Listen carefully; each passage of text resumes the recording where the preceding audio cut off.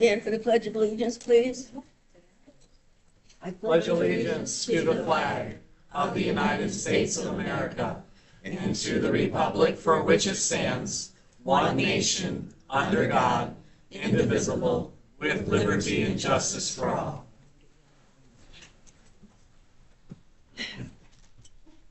Thank you, and thank you all for coming out in the rain tonight, or I think it's still rain, but maybe it's sleet, not sure.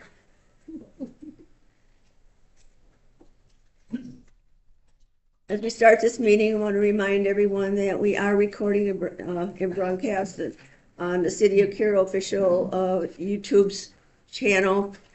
And just so you know, the people on the sides are not on the cameras. And the only people that get recorded are the people that are at the table and the people that take the podium. And if you do happen to, it's not on purpose, so just so you know that. Okay. We have before us the agenda. Do we have any motion for the agenda? I have a question on it. Certainly. There was one that was left here that wasn't in our packet as a red. Which one are we using? We want the corrections in red, because it matches the packet. There was this mix up in the packet, and it was easier to switch the two agenda items than to completely review the packet. So it's the one with the red. Yes. Okay. Thank you for that. Okay. Back to the motion. Do we have a motion on the floor regarding the agenda?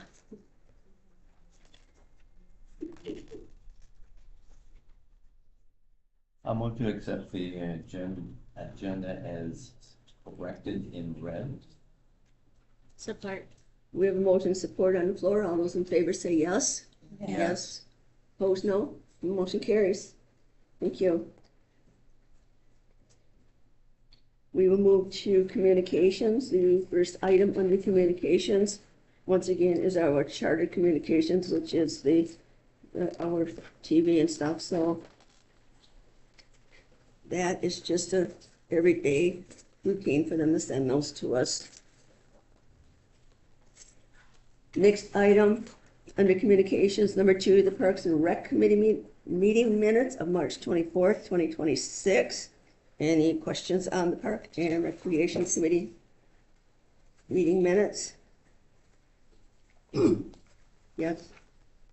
I just got a quick question. I know this is just their minutes, so I like the idea of planting the trees in that. But my question is, will it come to us also, and can we maybe talk about putting some of the trees in some of the other parks that are city properties? Because that is correspondence or communication, what we will do is we can always put it onto our next agenda as a line item if you would like. I don't have that answer right off the top of my head. Do you have that, Scott? I wasn't at their meeting, so no, I don't have. So I would defer to the liaison. I mean, it's a wonderful idea. I like planting trees, but I mean, we have more than one park, so I just wondered if we couldn't maybe talk about putting some on some of the other properties that we have too. okay, like I said, this is just the minutes, but yes, Councilor White. No locations were discussed at the meeting. Only the purchasing of the trees were discussed at the meeting. And at the time we purchased the trees the last time, they were placed in all areas of the city. It wasn't just Beef Park. So Oh, okay, I just went by the one part that said right here that any unsold would be planted on the Michigan sugar fence line. That's why I made the note to ask about some of them being planted somewhere else. that's the blue spruce. Oh, okay, That's the blue spruce. The tree purchase is the shade tree type of things that we planted when Joe was mayor. okay. And we bought, I don't remember how many trees, but we planted them all over. And that's the same conversation we had about the new trees at the last Parks and Rec meeting, not the blue spruce. Thank you. That makes that clear. Okay. I Clear just as didn't- mud? Yeah, clear as mud. I just didn't I misunderstood what was said. Thank you. Yep. Thank you for asking. Okay, at this time, I will ask for public comment. If they have, any public has any comments regarding agenda items only. Yes, sir.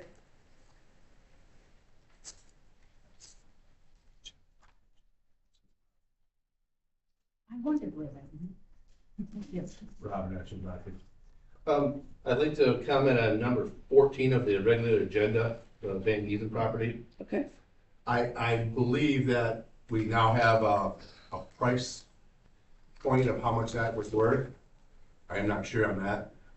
And I do believe we have somebody that is interested in purchasing this property. So at that point in time, if we, I think it would be really great if we could see forward to letting somebody purchase this property to see if we can't get some fresh looks on some housing in this community. And if we did that, maybe if these people are big enough that they have enough money to come here and do this, maybe they'll bring other things with them. You know, because you brought something here, maybe other companies will tag along with them and say, hey, you know, we could come into this, you know, and do more things, not just them. I mean, maybe somebody would come and say, hey, maybe we'll bring another store here or something of that nature. But if we never take the chance and try to find out, we're just wasting our time. Okay, so I really think that somebody really should look at this and see what we can do about getting this sold and maybe something started out there. Thanks. Thank you, Ron. Any other, yes, would you like to take the podium and identify yourself, please? Well, I was here last month about our sidewalk deal. And then I appreciated who came out and looked at it with us, but I gotta show you, this is what they did, the one guy. He puts his toe there. Oh, that's a hazard. And my hubby says, who walks with their toe down like this, a quarter inch? And I'm not saying, I mean, yeah, the whole part of, up to the hospital, that all needs redoing. And now across the road from us, everything's sunk into the ground for the goddamn rain. But I just don't understand why you wanna spend your money and our money. And we're the only people on a corner. We have never lived in the city, so I didn't even know that if you lived on a corner, you were responsible for your sidewalk that ran on the main street, and we don't have any in the subdivision. I live on 25 Northview Drive, which is right the first house when you come into the subdivision, on the one street. And I'm not usually a person that throws a fit about anything. I've never done this. We've never been to a meeting except last month. And I just don't see, if people would, if any of you would come out and look at that sidewalk, you'd say, well, that's ridiculous. I'm sure you would. And then the one guy, and I'm not speaking names, I don't know the names. Well, we could scrape this down, but it would run a blade or something. Come on, it's $570. We go over $4,000. I realize it don't all come to the city, but down there in taxes. And I just am very adamant about this $570.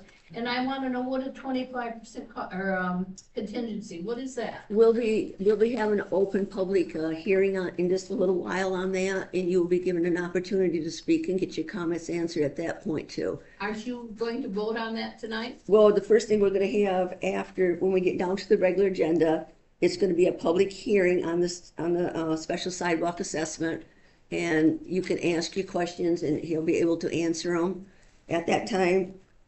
And then, yes, we will take action on this tonight too. So it'll just be a few more minutes then, and that'll give you time to communicate back and forth. We're public comments only, let you know, speak your speech. And my name is Sharon Slough, my husband John. So, thank you. Thank you. Any other public comment on agenda items other than the public hearing? I ain't got none on the paper, but I got a question. I take care of lawns. I wanna know where I'm putting all the trash that people want the leaves put up. Do I have to put it in the road, or do I have to bag it up? Like, people want me to have their leaves all picked up right now, at this time of year, because I already had 4 jobs I already did. Where am I putting these leaves? Am I putting them on the road there? You guys ain't got no place to pick them up right now. Am I still supposed to lay them on the stand so that they can come by the truck to get them, or am I just supposed to put them in bags right now? Can you answer that fast or not? I know you guys say you don't pick up leaves, but I got people calling already to do lawns. Where do you live? I live right over there on What are we hearing? Mterra has begun yard waste pickup as of, I believe, this week. So if you put them on bags or in a garbage pan with an X on it, on our regular pickup day, they will take yard debris. And I believe we all are also having a drive-through with the leaf sucker next week. or the Yeah, week we after. said on the 13th. Yeah, I the believe. 13th. But if I put them all right now, like they said that. Not grass clippings, leaves only. So we can put them out. So you can put the leaves out now, as long as they don't have. Yes, as long as they're done neatly in piles, but with what the weather's gonna be in the next week, you never know if they're gonna blow around. So I would recommend bagging and placing them in bags for pickup on Thursday as normal. I just wanna do that long. And a couple more questions I wanna ask. I heard you guys might be doing some streets over on our side of the street, sitting down. Now, you were doing any of them this year, or you just doing the other side? I know you do the rich side every year, but I wonder if you're going over our poor side and do it. Or the slums of that. That's what you guys call them, cause I've never been over 30 years fixing the roads. Yeah, We've been working on this, well, I've been here about 2 years, fixing every year. Our road never been done for 30 years. Down there, up by Montague Street, that street goes around by the front food market. I've been there, and I know people in there for long I have, but I've been there about 8, 9, and the guy that's been there for 30 years. We still haven't got our road done, we've been griping about it every year. It's been the last 30 years, you guys are all putting these other streets over here, you got over in East Street done and stuff. What about the ones that have been done for not 30 years, like our street? okay. And we got a lot of cracks, and I'll tell you what's wrong with our road, not to tell everybody here, Montague. There's a hole like this. They put tin around it, last time they ever did it, that was 30 years ago, they put a tin on it, and they oversmit it, because it was caving in. Now, if Picard, one of these days gonna go around through there, and if Picard's gonna do something about it, you guys are gonna have probably have to have a lawsuit. I'm just trying to see if you got the money now, instead of a $4 million lawsuit or something, get it fixed, and we don't have to worry about it. Okay, So it's sir. been fixed for 30 years, I mean. Okay, we will, I will refer you to the city manager, and what you can do is set up an appointment to talk to him. You can do it by I said phone. appointments the last 4 years, I've been there. Yeah, I said, he could tell you, I've been in his office 5 or 6 times. I can address this during my report. Okay, Yeah, I've been reporting this.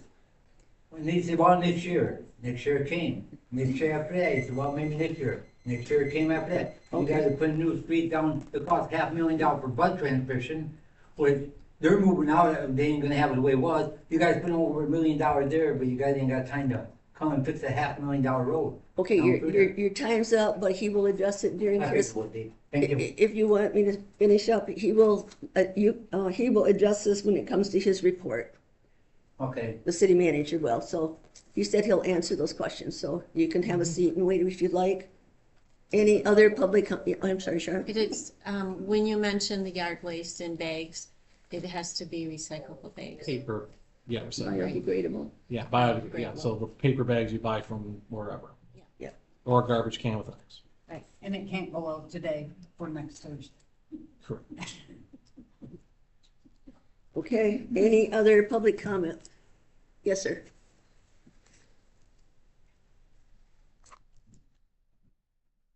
Good evening, council. My name is Greg Bird. I'm the program manager with Allen Edward Homes. I'm here to talk about agenda item number 14, the Van Dusen property. As was mentioned by a previous speaker, we are a home builder that has responded to your recent RFQ, and I just wanted to come by this evening, introduce myself and the company. Allen Edward Homes is a Michigan-based family-owned company that's been in business for over 30 years. We are now one of the state's largest home builders. We're really excited about the prospect of building here in your community. And you know, again, I don't want to take up too much of your time, but I did want to come by, introduce myself. Scott has been great to communicate with, so if you do have any questions, you have my contact information from the RFQ response, or Scott has my contact information, but just wanted to come by and say hello. And obviously, wanted to mention I appreciate all of your service. I serve on my local school board, so I know the importance of serving your community. So thank you for your service, and glad to be here tonight. Thank you. Any other public comment? Not that I see. Okay, we will move on. The next item is the consent agenda. The first thing under the consent agenda is the regular council meeting minutes.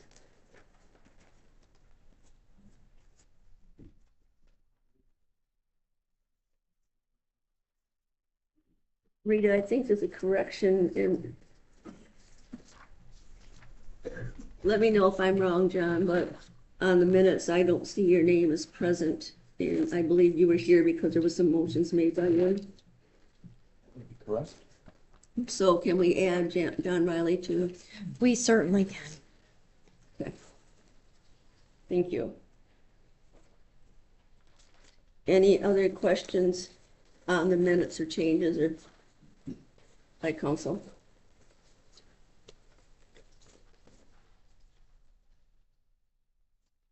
All right. Hearing none, let's go to the invoices. Do we have any questions on the invoices?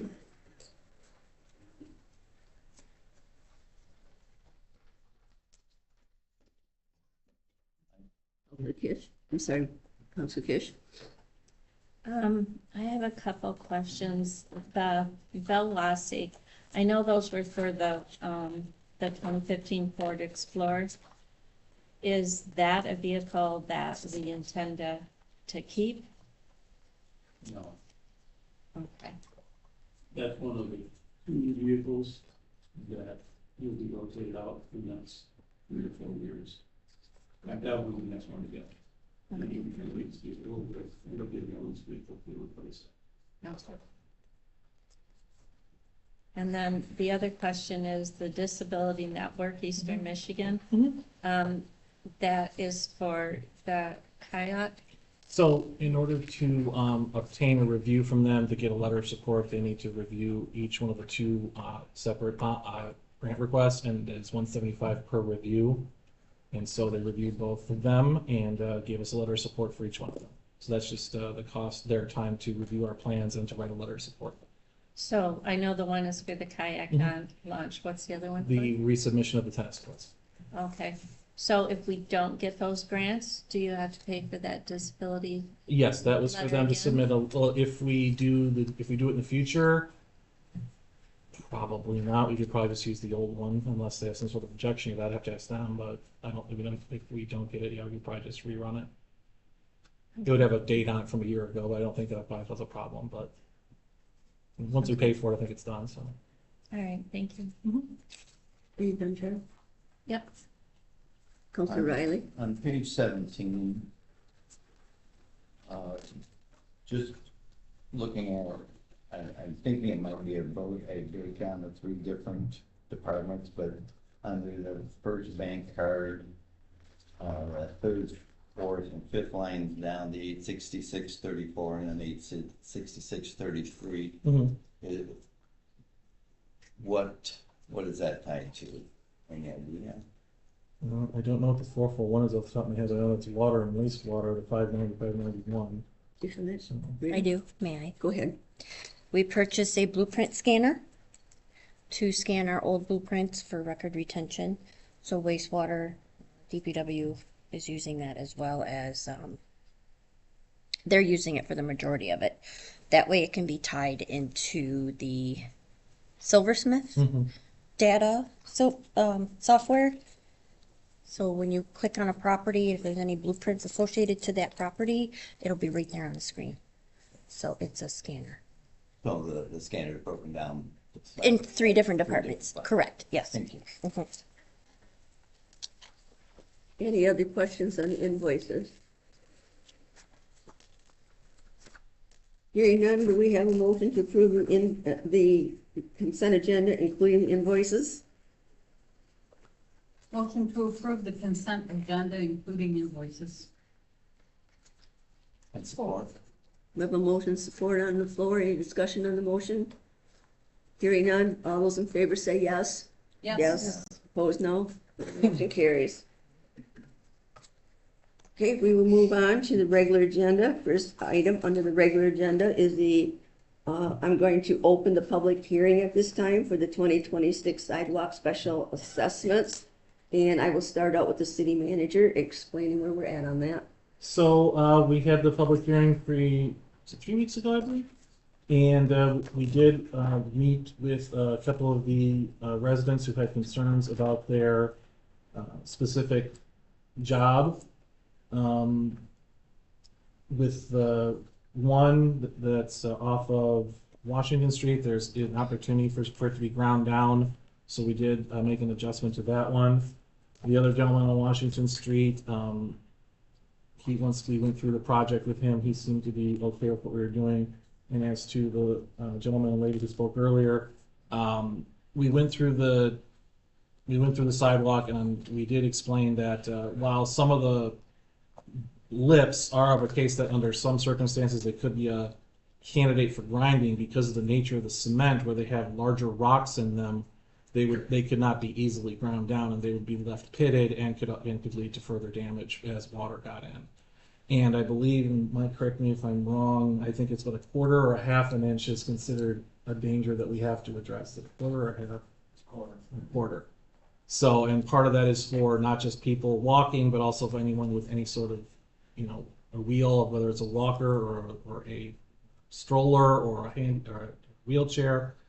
And it's also for people who are, not as, good with the walking. So that is the standard by which we judge this, is not just for like you and me, probably may not be an issue, but unfortunately we have to do this for the best interest of all possible users of the sidewalk. And given that it is close to the medical care facility and a frequent walking place where you go to groups like to Walmart and such, we felt that despite that we would like to be able to do the grinding in that place, but the nature of the concrete, because it has bigger rocks in it as opposed to the smaller ones like over here in Washington, that it was not a good candidate for grinding.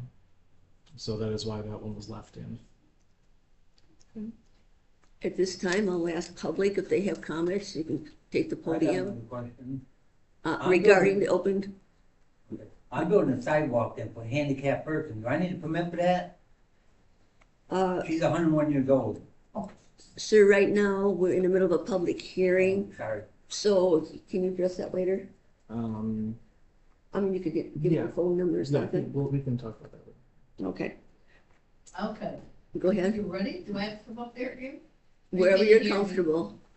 I want to know the article in our new paper. It could be more, it could be less. This is not, in fact, what we're gonna pay is $570. And what this is, the 20% contingency, what is that? Okay.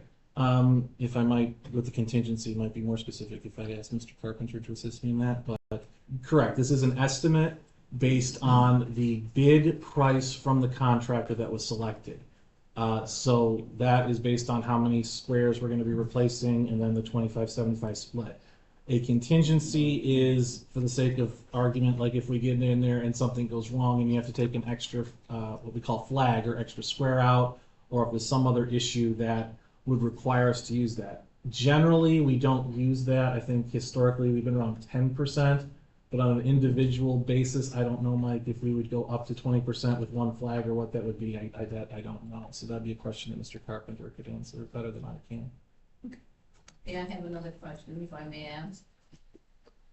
Well, okay, I'll agree with you on the grinder thing, but not the other ones. You got us down for what, 5? I don't agree with that at all. I never will agree with that. We've had strollers, we've had buggies, we've had bicycles. Nobody's ever had a problem. I just think you're wasting your money and mine too. And we're not on the part where it goes on up to the facility. That's a mess. You know that. They got the little yellow things that don't walk there. That one's gone through and this and that. And I'm the only one. Johnny and I are the only ones. There's nobody else on a corner. We never knew that if you were on the corner, you had to pay for your sidewalks and stuff. That should be in real estate statement, if you ask me. We never lived in the city. I can't believe. It's just blowing my mind, and I don't usually have a fit about anything, but I'm having a fit about 4 of those squares. I'll agree with you about the one, but I won't agree with you with the other ones. And I believe some of them are also for, because if there's like one square that's bad and another one, there's one in the middle, it's actually more of a hassle to try and save the one. So sometimes there will be a case where one in between two bad ones is taken out because it's almost impossible to save the one that's in between two bad ones. And I don't remember off the top of my head, Mike, if that was the issue with at least one of them. So. Do you have anything to add, Mike, to that, to what No, she's talking about? Not really. Other than the contingency is just a standard thing for all properties. And, you know, if you go onto a property and they have two flags that are being removed, particularly in the older part of town where the concrete is very brittle, it's very, I mean, sometimes we just can't get them out without damaging another one. That's not the case where they're at, that's all modern concrete. But, you know, if you have two flags and you take another one out, that's actually a 50% increase in the cost. Whereas if you had 10 flags on a property, you only take one extra one out for whatever reason, then that's only 10%. So 20% was something that's been done since I've been involved in 2000, I believe, that's when that started. It's just been kind of a standard thing. Project-wise, we usually only use about 10% of that, or half, 10% of it. The contingency would be 10%, half of 20%. Well, no, I don't have any much more to say than that. Okay, thank you. Oh, and I was gonna say too, the quarter inch comes from the American Disabilities Act. Okay.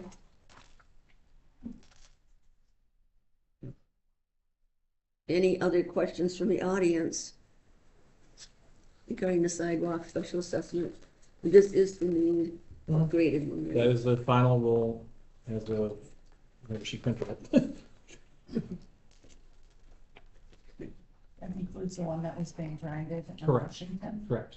That includes that. Can you tell me which address that was at? Oh, Lord, it's a vacant lot on Washington. I can't remember that guy's name. It's all right, right? Yeah, I think you're right. Elroy Costers. There it is, vacant parcel, West Washington. It's on the second page, about a third of the way down. So that is now estimated at $1,567.25. Property owner cost $391.81. City cost $1,175.44. That is the estimate now with that change. Any more public comment regarding the hearing? Okay, I'll ask for council comments now on the hearing. Yes, go ahead, Sharon. I just have a comment. I know you guys are set in stone with this and you're gonna move forward no matter what, but I would suggest, it's just my personal opinion, moving forward, because we have a lot of homes that are corner lots that, you know, if you do like one street, you don't do the cross street as well at the same time. We're putting a lot of expense on these homeowners at one time. Break it up, because I just don't agree with this. I think it's ridiculous the amount that some of these homeowners are getting slammed with.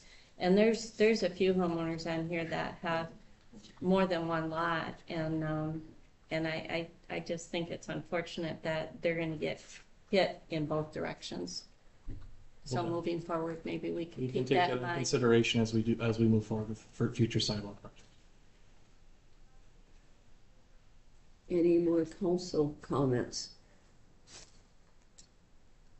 I do have one correction, since I'll say it now for the motion. It should say special assessment and roll, not just special assessment. So when we get to that part, as opposed to talking about it then, it should say to approve the 25-26 special assessment and roll, not just special assessment. So that's also one correction I'd like to make. Okay. For the motion. Okay.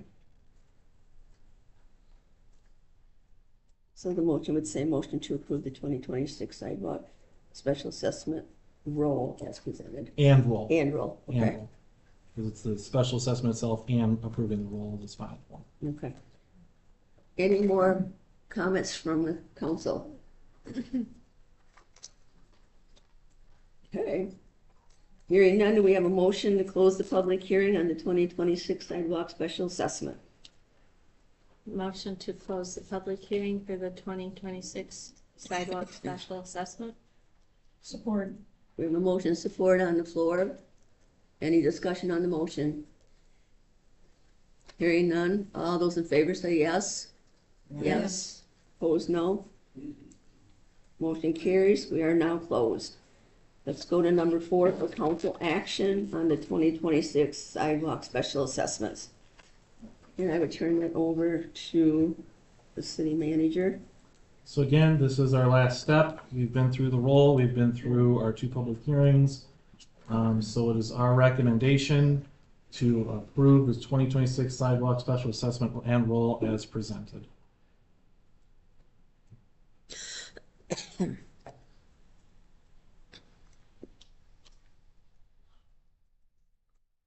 We have a motion.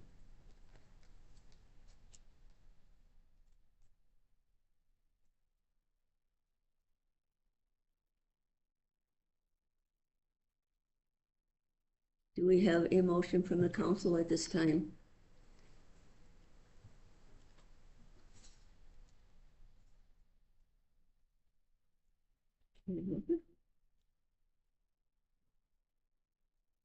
I mean, I don't know if we can. Well, if It's no required. one's gonna speak at this time, I will move to postpone the action until the next council meeting. Do I have a second? We can't just sit here. Support. Motion and second on the floor, motion to close or postpone the action till the next council meeting. Discussion? Roll call, please. Campbell, Yes. Kish, Yes. Odie, Yes. Parker's absent, Riley, Yes. White, Yes. Mayor Schneider. Yes. Motion has carried. Motion's carried. It will be put on the next agenda. Thank you.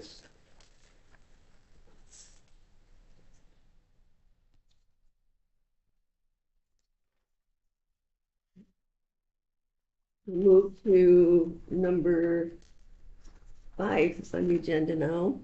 And number 5 is the 2026 sidewalk construction engineering services. And I will turn it over to the city manager to explain.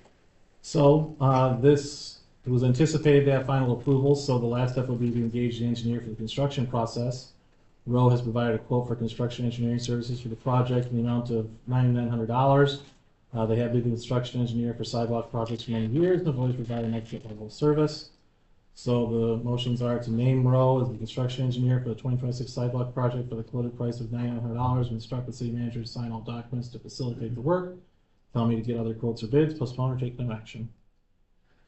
Okay, so at this time, before we do debate, we need a main motion on the floor.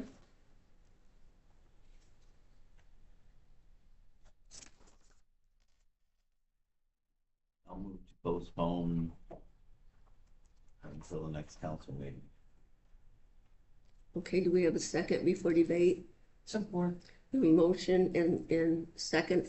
I will now ask council for debate. Go ahead, I Councilor. just have a question because on this page it says 9,900 and on page 27 it says 9,500. So is that a typo? That must have been a typo for me. So what- What they said in their letters is, it's 95, that's a typo for me, I apologize. So it's 95. 95. Okay.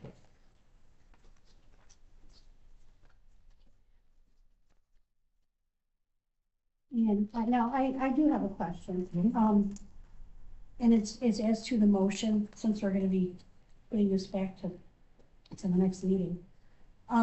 There's something in here about, change orders. Can we add in here, and I don't know, maybe we have to talk about it at the next meeting too, but can we add in here that when there are, change orders, that those would come to us so that we could be aware if there were changes, so that we could know why? Well, if there's a change order that changes the price, I have to bring it back to you. At this point, though, we don't discuss that because we're postponing it. Because we're So postpone- we'll- we will okay. That's a good question. We will take it at the next meeting. Okay, that's why I said I didn't know if we had to do it at the That's next okay. meeting. That's okay. Okay.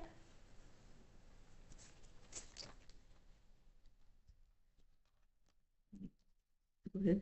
Just my comment is, my belief is that I'm postponing, or suggesting we postpone this because we've postponed the whole project.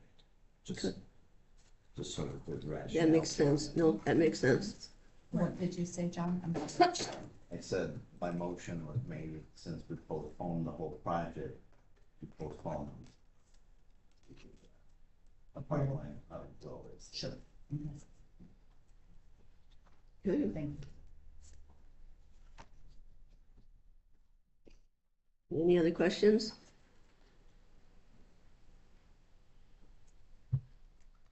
Okay. Hearing none, we'll call for the vote. All those in favor say yes. Yes. Opposed, no. And motion carries. That will be moved to the next meeting also.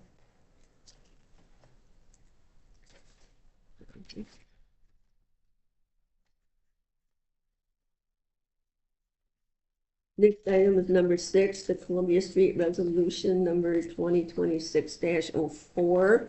And I will refer that to the city manager.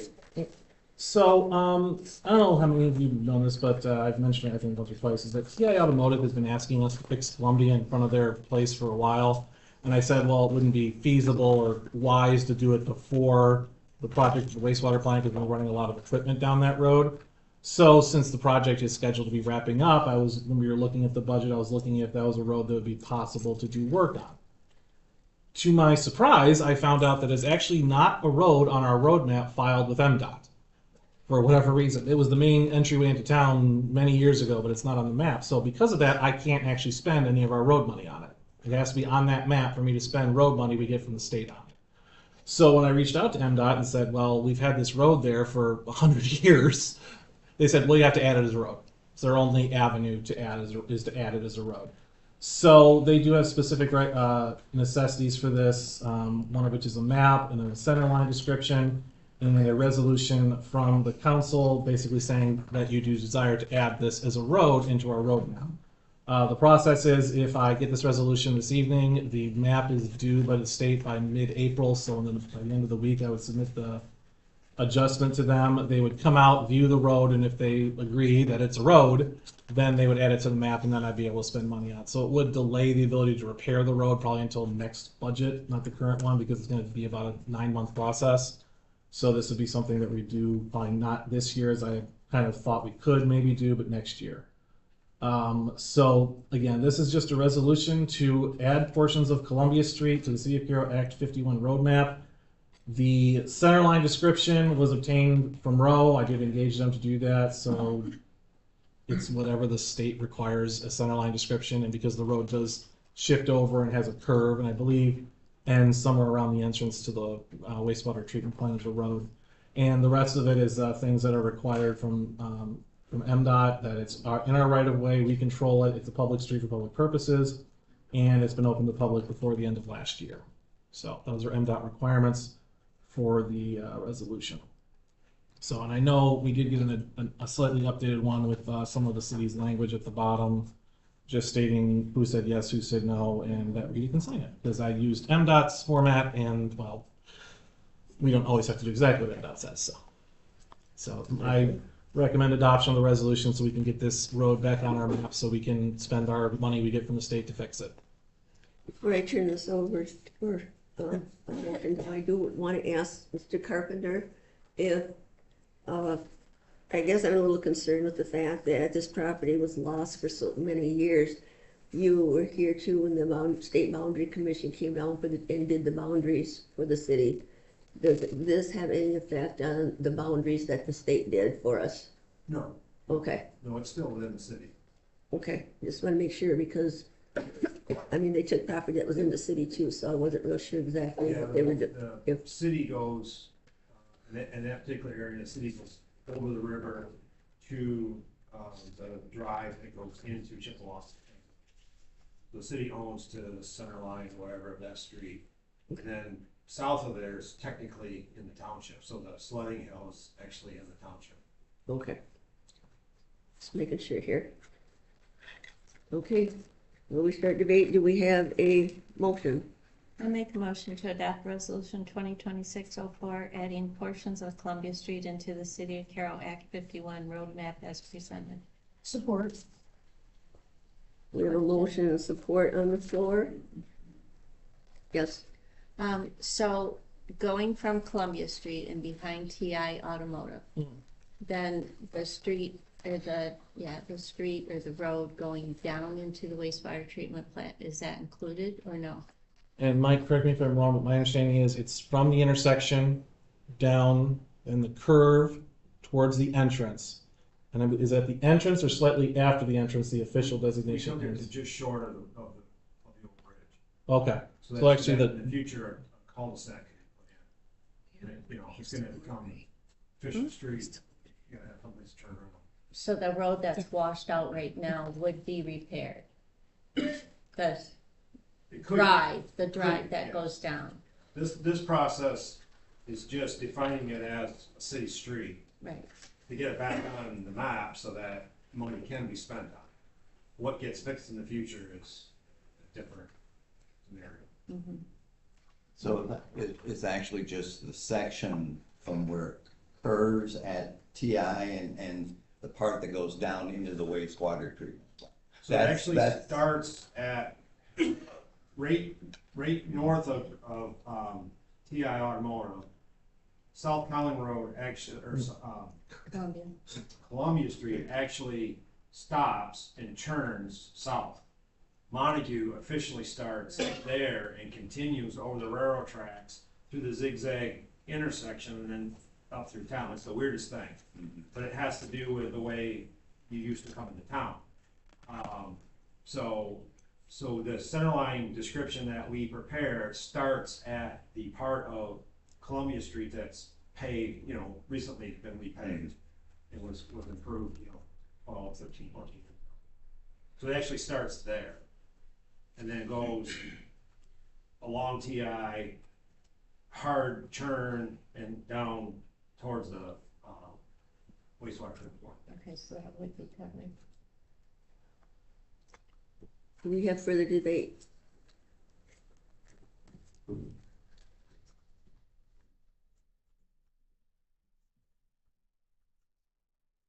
No further debate?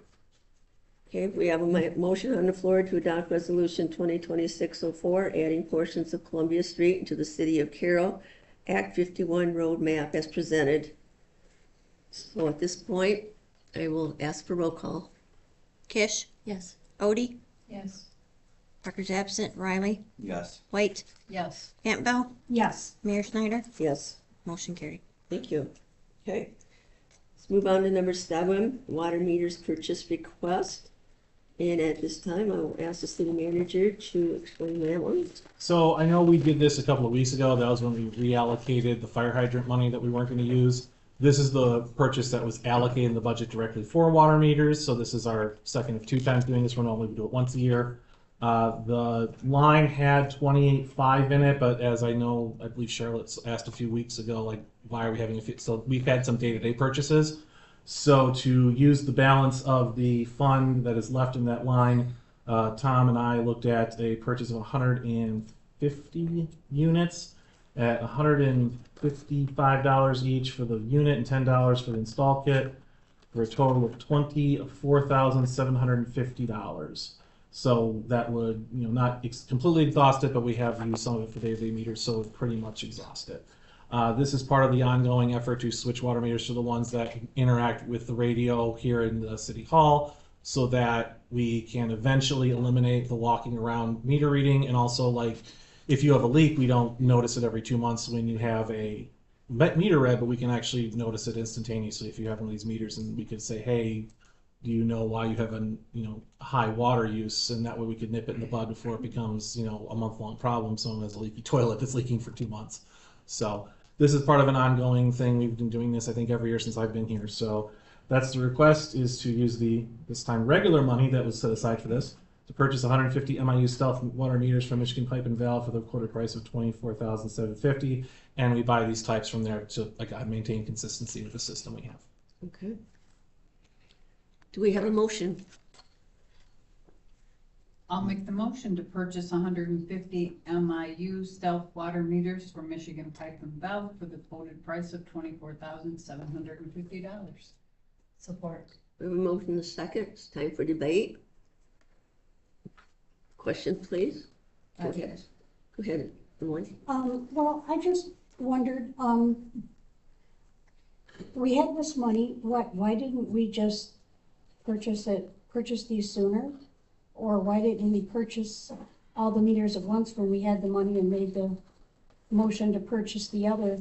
It was kind of like we were purchasing these and then now we're like, oh, we have this money to purchase more too. If I may. Go ahead. The reason, like I said, because we didn't want to combine two separate lines in one purchase. We purchased from the fire hydrant line. Now this is the purchase from the regular line.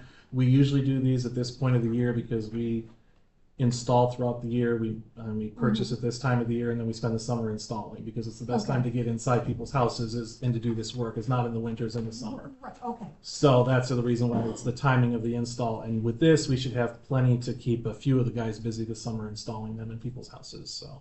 Okay. And sometimes they can just, if they have the 3 wires outside, we can actually just walk up to the house and plug it in, but sometimes we have to go inside, so. Okay. So yeah, it's mostly the timing of when the best time to do the install is. Okay. Remind me at what number are we at with the ones we've already bought? Approximate. Sorry, sure. Oh.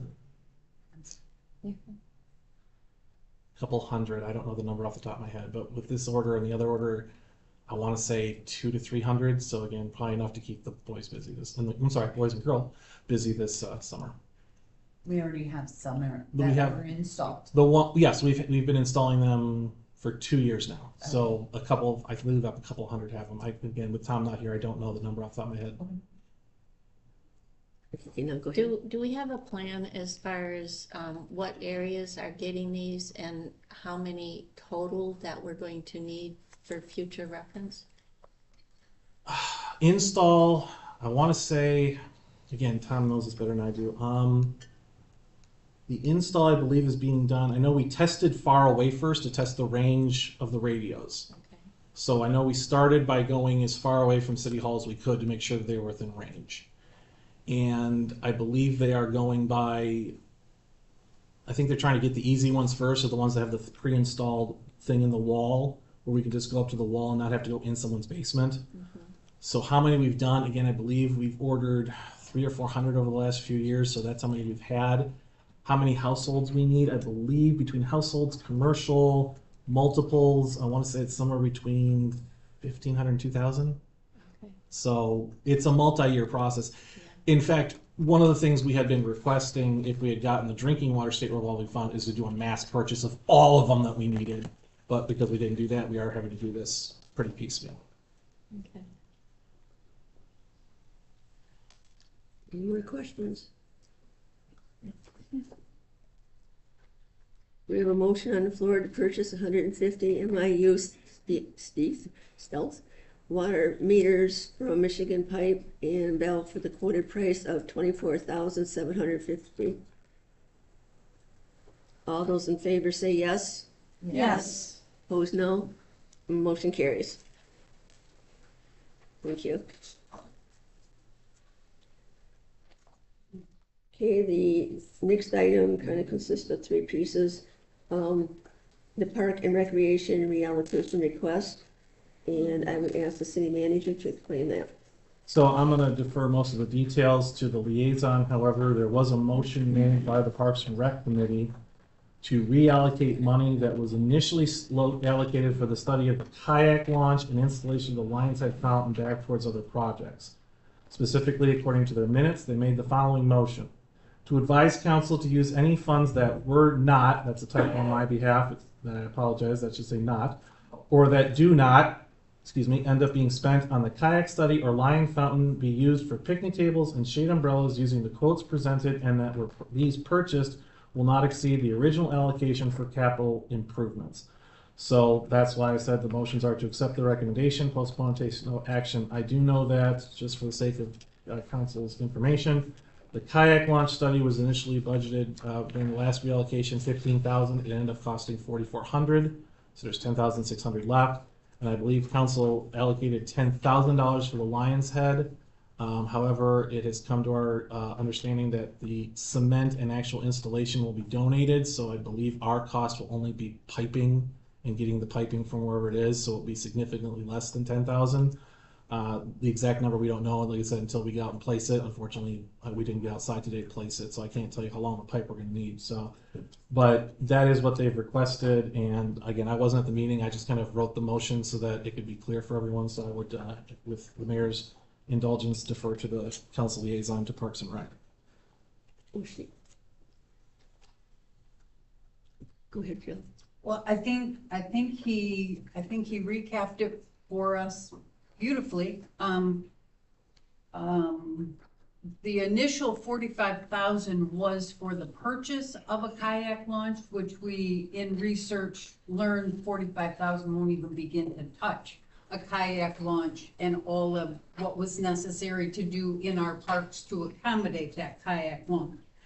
So with that knowledge, we came back to council for a reallocation of funds for a study, the Lion Head, picnic tables, and the shade. That 45,000 was at that time divided among those four things, which gave us a couple of picnic tables and one shade and the Lion Head and the study for the kayak launch. The kayak launch is done, and as Scott said, it was $4,400. The Lions Head, people have really stepped to the plate and have volunteered to pay for the cost of getting that back into the park. So that kind of takes that 10,000 off of the table for that. And with the picnic tables and the shade that are being looked at, if we can move the money from the Lion and the kayak launch to the shade and the picnic tables, we can really get a bigger bang for our buck, if you will, by getting the number of picnic tables that are being requested and paying the freight on the package rather than a few picnic tables this year, a few picnic tables, a few picnic tables, and paying freight on all those different things, as well as the freight on the shade. The freight on the shade is really mind-boggling. What the savings will be if 3 can be ordered at one time as opposed to one, and one. I think it's $350. It's craziness. So the money that they're asking to be moved is no more money than was ever put in the line for capital improvements. What they want to use the money for is capital improvements. We just need your permission to let that happen.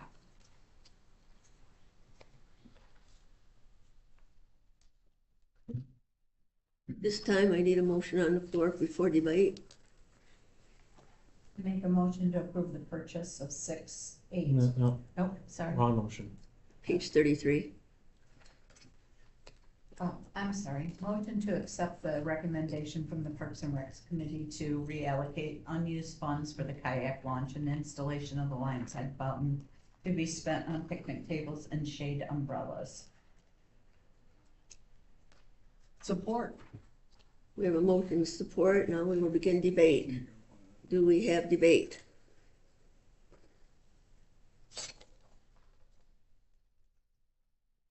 We don't know the exact amount of what the leftover is that correct? Because it's not included in here, so. Well, it's a little bit complicated when I was going through it because the superintendent did do 2 separate motions. That's a little bit different than the one that Scott had. And it tells on these 2 pages what they're looking at. They're given 2 options on each item. Feel free to look at them right now. The 2 together. Can I explain the 2 options? Yes, go ahead. Because the amount of the shade purchase is one that would have to come, even if we bought 1, it would have to come to council anyway. So rather than have, I don't want to say, rather than not have the reallocation go through and us have to, or them then have to come back to ask for the shade 2 meetings from now, it's presented the way it is, so that hopefully we can purchase the 3, but if we can't purchase the 3, we can at least purchase the 1. Is why it was presented the way that it was presented. Thank you.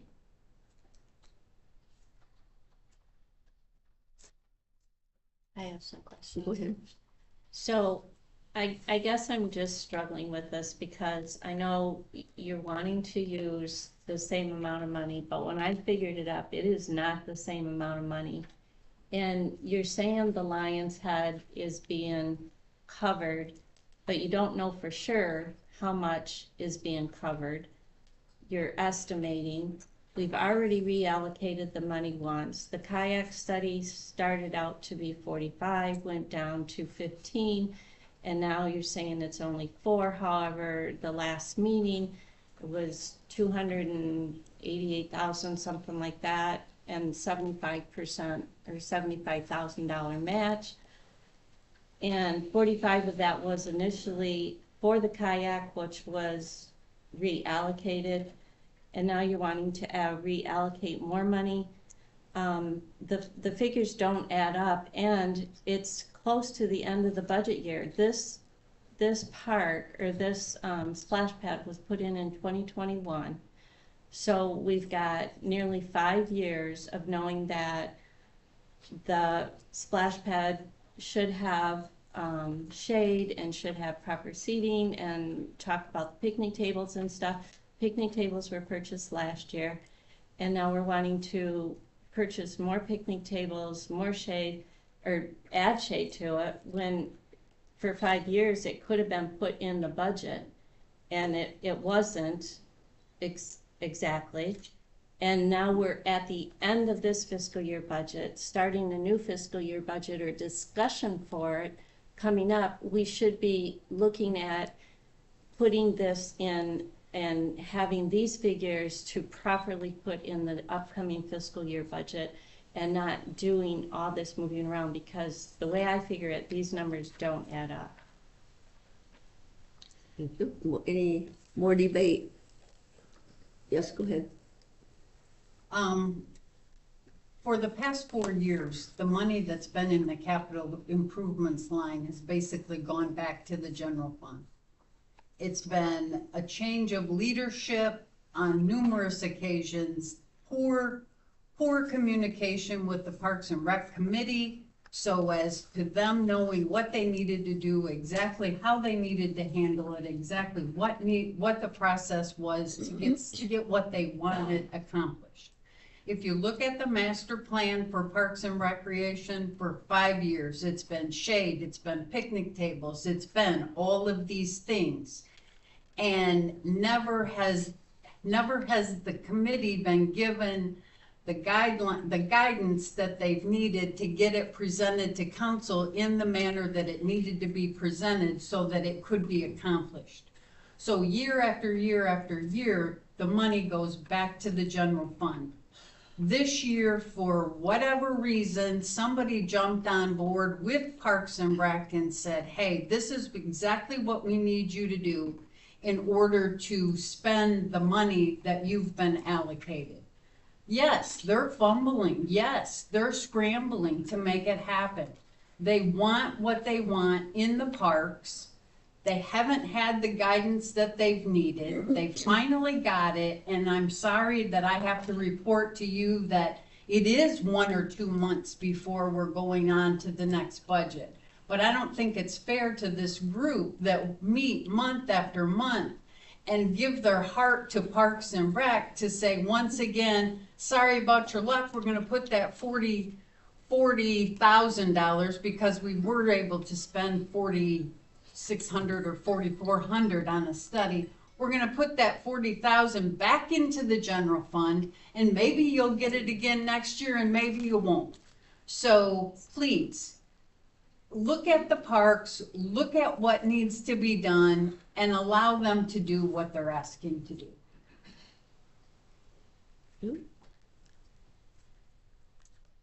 Do we have any more?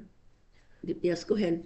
If we wait till next budget, it's not gonna be here by the time that the splash pad is going to be used this summer anyway. I mean, it's not you know, and if the money's there and we can reallocate it and it's something that can be purchased, that can be used this year, we're gonna run into the same thing next year about having to reallocate it or whatnot.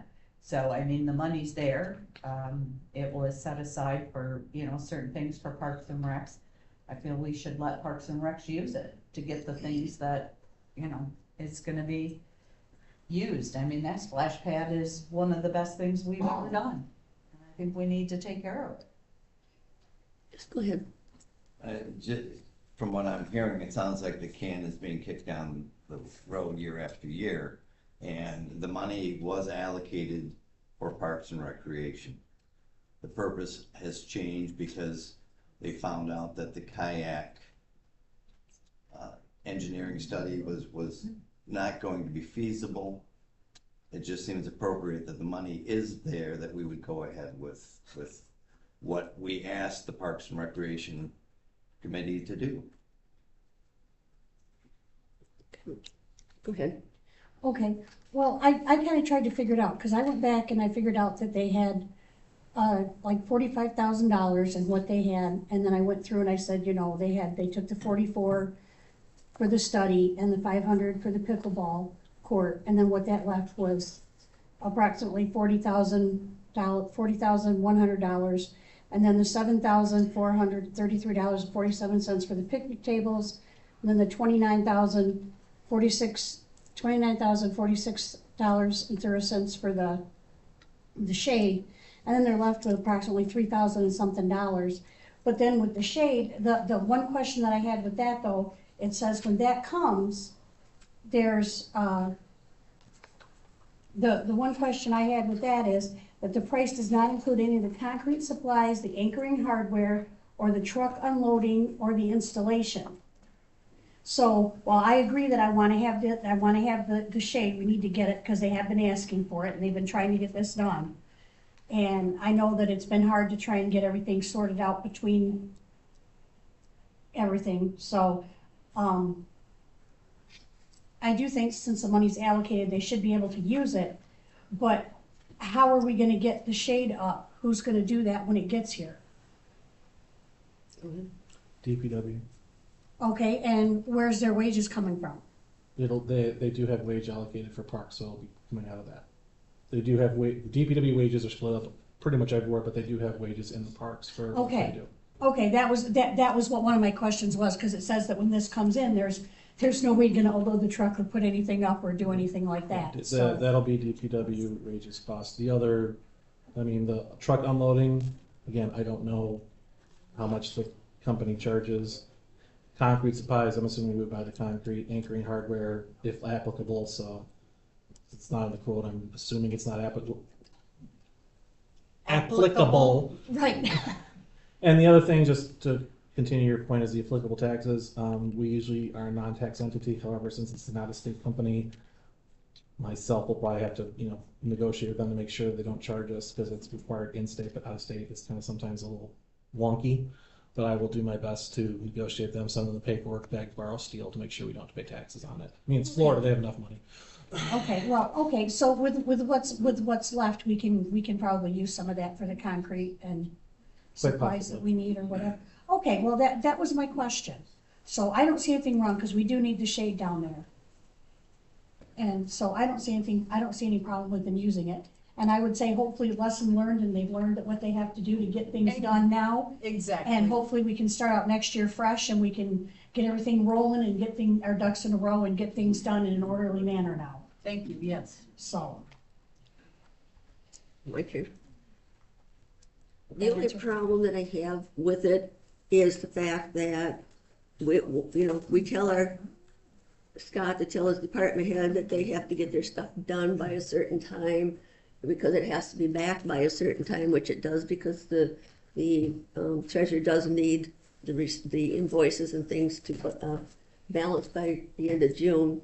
So that part bothers me a little bit, that, we're doing this now because the money,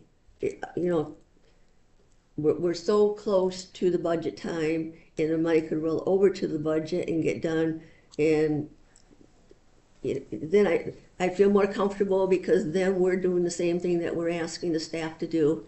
But, I'm just kind of torn between this is all. It's a hard one for me. And the other one is, yes, DPW does do it, but did you check and see if there was money in the DPW enough? Because they still have to go to the end of June with their budget that's budgeted in and the benefits for them. So, Without knowing how many hours, I can't be certain. They do have hours left, obviously, in the park for the year to cover both the full-time and the seasonals. However, without knowing the exact installation time, I can't say if we have exactly amount, but. it's just a question. It's, oh. Okay, any other questions? Hearing none, you want to do a roll call vote, please? Well, this is for the reallocation, so that you are aware. Yes, strictly Okay. 133. Odie? Yes. Parker is absent. Riley? Yes. White? Yes. Campbell? Yes. Kish? No. Mayor Schneider? No. Motion has carried. Okay, motion's carried. Let's move on to, do we need to do the next two? Okay, Those are both over my limit. okay. The next item on the agenda is picnic tables purchase request. And that's the city manager to. So with the reallocation you guys just adopted, it did free up more money for the purchase of the picnic tables. Had it not been approved, it would have been about $2,000, which would have been something I would not have needed to bring to council. However, with the reallocation, they are asking for 6 8-feet brown 8-frame recycled plastic picnic tables from Uline at a cost of $1,120 each, with a subtotal of $6,720. Totaling $7,433.47, which includes shipping and handling of $713.47. So that is the requested motion, is to purchase the 6 8-foot tables at that price. Okay. Do we have a motion? Okay, motion to approve to purchase 6 8-foot brown A-frame recycled plastic picnic tables from Uline at a cost of $1,120 each, $6,720 totaling $7,433.47, including shipping and handling of $713.47. Support. We have a motion support. We will now ask for debate.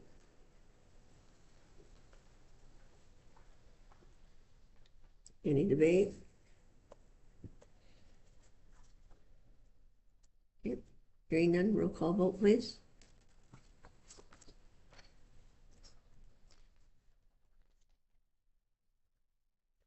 Riley? Yes. Campbell? Or excuse me, White? Yes. Campbell? Yes. Kish? No. Odie? Yes. Mayor Schneider? No. Motion has carried. Let's move on to the next one, the Aqua Zone Splash Pad Shade Purchase Request. And City Manager, please. Okay, so as discussed previously, they were now also looking for shade purchases of what is these things called? Offset single post pyramid shade system. This is a tongue twister. Around the splash pad, they utilized cool net fabric, which is durable fire retardant and designed to provide maximum UV protection.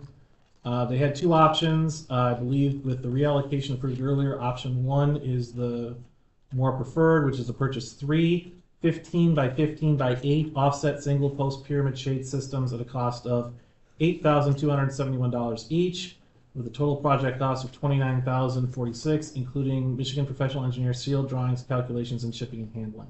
Option 2 is if you had not done the reallocation, there was money previously reallocated for just one, but it is again over my limit. So that would be for just one at $8,271 for a total of $11,799. So their preference with the reallocation is option 1 as opposed to option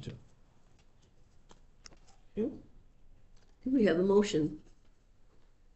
Approval to purchase 3 15-foot foot by 15 foot by 8 foot offset single post pyramid shade systems at a cost of $8,271 each, $24,813 for a total project cost of $29,046, including Michigan Professional Engineered Sealed Drawings, calculations, and shipping and handling. Support. We have a motion with support. Do we have debate? Just a quick question, are these a seasonal put up and put down? Do we know? I don't think so. Yeah, I think they're. I don't know if the actual thing is removable. I know the post stays, because that's being cemented in. Whether or not the top can be removed or not, like I said, I wasn't involved in the purchase, so I don't know. I think it stays. Maybe we can cover it with the tarp. Good question. Yeah, no, it is. I just unfortunately don't know the answer. If we can remove them, we will. I'll put it that way. Perfect answer. Do we have any more debate? The motion is approval to purchase 3 15 by 15 by 8 offset single post pyramid shade systems at the cost of $8,271 each, $24,813 for a total project cost of $29,046, including Michigan Professional Engineer Sealed Drawings, calculations, and shipping and handling. Are you ready for the roll call? Go ahead, Rita. Riley? Yes. White? Yes. Campbell? Yes. Kish? No. Odie? Yes. Parker's absent. Mayor Schneider? No. Motion is carried. Thank you. Okay, let's move on to the next one, number 11, the personnel request. And Scott, sorry. I know I was wearing that hat. As we all know, we were just doing firefighting services, and then in July of 2013, we've been engaged in providing medical first responder services. Recently, I had a talk with the fire chief about how the staff is organized, because the current model is having a budget for 25 firefighters, but that doesn't necessarily cover, the two separate things we do. Therefore, I request him to develop a reorganization plan to have a more specific set of staff members in order to ensure proper coverage. He provided an attached proposal of 5 different types of employees: firefighters, medical first responders, cadets, and reserves. Currently, 14 firefighters would be for firefighters only, 4 medical first responders would be for medical duty only, and 8 would be both. However, there is flexibility, as if one of those 14 chooses to take their medical first responder, that would go down to 13, and the other one would go up to 9 for a number not to exceed 22. Having a cadet spot would allow us to have a place for future development, and the reserve designation would honor those long-serving members of the staff who retain years of experience and leadership ability but do not actively go on calls unless absolutely necessary. I believe 30 years or more of service is what the chief has on there. His proposal would lead to having 27 active spaces and better allow the fire department to continue to do their work by always ensuring they have the right personnel for the right call at the right time. So your motions are to accept this, make changes, and amend it, postpone, take no action. And myself, or if the council wishes comments from the chief, that's up to you guys. Do we have a motion on the floor? I'll make a motion to adopt the proposed fire department reorganization plan as presented. Support. We have a motion and support, so we'll start with debate. Questions? Yes, go ahead. I'm not saying it's not a good idea, I just have some more questions about it. My thing would be is, could we put this aside for another meeting and maybe, I don't know, maybe a meeting of the whole and meet and have some of our questions answered, maybe get some more explanation as to It's possible, what the yes. expectations are. I mean, it looks, maybe it looks pretty cut and dried, but I mean, just some more explanations as to why this is. I'm not saying it's not a good idea, I just want to know a little bit more about it. No, I understand what you're saying. Do we have other debate? Yes. I just question why the 2 medical, potentially 4 medical, why the firefighter medical couldn't cover that, why we need just medical. And also, how does this affect our budget? Nothing's been said about how it affects the budget with adding the extras. That's a good question. Do you have an answer? In terms of why, part of that is because we now have people who are looking to join the service who do not wish to be firefighters. They only wish to be medical first responders. So that would ensure the proper coverage. And that was kind of one of the crux of the issue is we had people come on who were just doing medical first responder, but they weren't firefighting, so they were taking up a firefighting spot. That was part of the reason for this discussion I had with Chief. Why he requested those spots, because again, that's where we have the biggest growth in our calls. I think that's the reason we went from 300 a year to 1,000 a year is the medical calls. So having availability for people who are only interested in that is, I believe, why he requested those spots.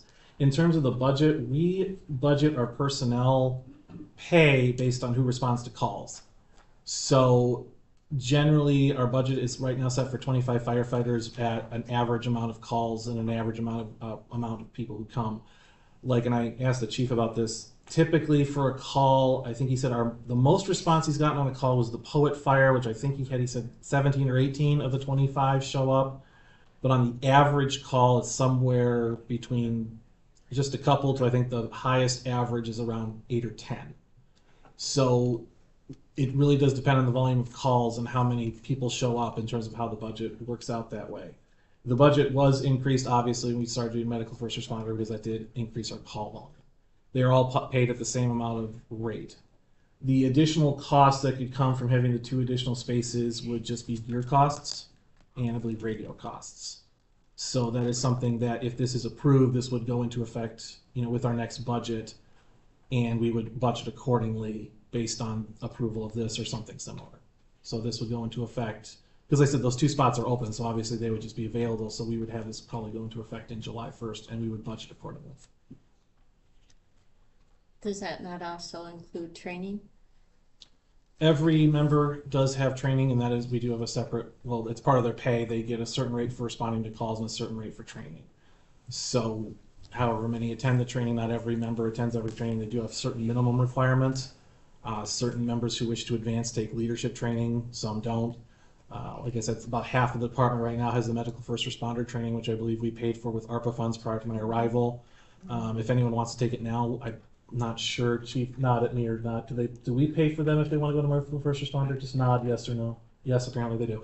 So that is something that we do currently. So, but we're looking to bring people in to these spots who would already have the training in place. Like I know of the 2, I believe both of them came in already trained for medical first responder or higher.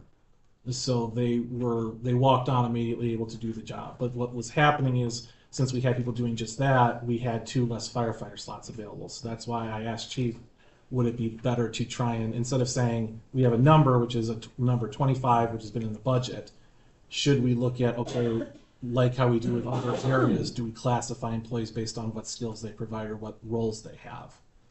Like we had this happen in the police department last time where, now we have, we have 2 officers now to better delineate who does what and line of chain of command and stuff like that. So that's part of this is okay, these people are this, these people are this, these people are this. So that we have, it's again just kind of an organizational thing after 2 years of doing medical first responder, but to kind of show it better, and opposed to just saying we have 25 firefighters, it's to say we have this of this and this of this. Hopefully Chief's not shouting daggers at me with his eyes that I'm explaining this right. So, Go ahead. I'm sorry. So if it's strictly a medical call, we're looking at just strictly the medical personnel showing up, not the firefighters. We're talking strictly the medical, opposed to previous firemen and medical would show up. So it's kind of a more complicated question than that, because the firefighters are called for certain things like heart attacks, stroke, things like that. However, and if you ever hear the radio, we now have 2 designations. We have Carroll Fire and Carroll Rescue. Carroll Fire is the traditional fire department. They respond when called. Carroll Rescue is the people when they just have a level 1 medical first responder call, they will come. And the current way it operates is that we have 1 or 2 people on call 24 hours a day. Usually it's the chief during the day, sometimes at night, sometimes both of them, and then usually someone else who has the medical first responder vehicle, and they take that home with them. So that if there is a medical call, they go right to the vehicle and they can arrive on scene. And usually that's just the medical first responder responding to that most of the time. There are times when it's a more major issue or something bigger that other medical first responders could be called out. Sometimes they'll call MMR for paramedic if they need transport. And then again, that heart attack and some other things, they will call out fire as well as rescue. So it's not as straightforward as a medical call will get a medical first responder. It's based on the need, based on what dispatch decides is the need. But it does delineate that if it's a medical call, if you cover this, if it's a, so let me say this, if it's a Carroll fire call, the firefighters can respond. If it's a Carroll rescue call, the people who have the designation of medical first responder, the people who are on call are the first ones out there. And if they say, hey, I need more help, then other people who have that designation can join them on scene, however else they do that. But again, that's a in the moment call. Usually it's the person who's on call who makes the initial response and then decides on scene what's necessary in terms of additional personnel. You shooting daggers at me? No? Okay, he's nodding at me, so I guess I'm doing it right. Just making clarification in my mind. Mm-hmm. I'm sure that when you're saying rescue, it may involve a firefighter, medical first responder as well, correct? As opposed to just one of those 2 people under medical, correct? It would be either someone who's just a medical first responder or a firefighter medical first responder. That would be someone who responds to rescue if they have that designation, whether in conjunction with fire or just medical first responder. Yeah, I'm good.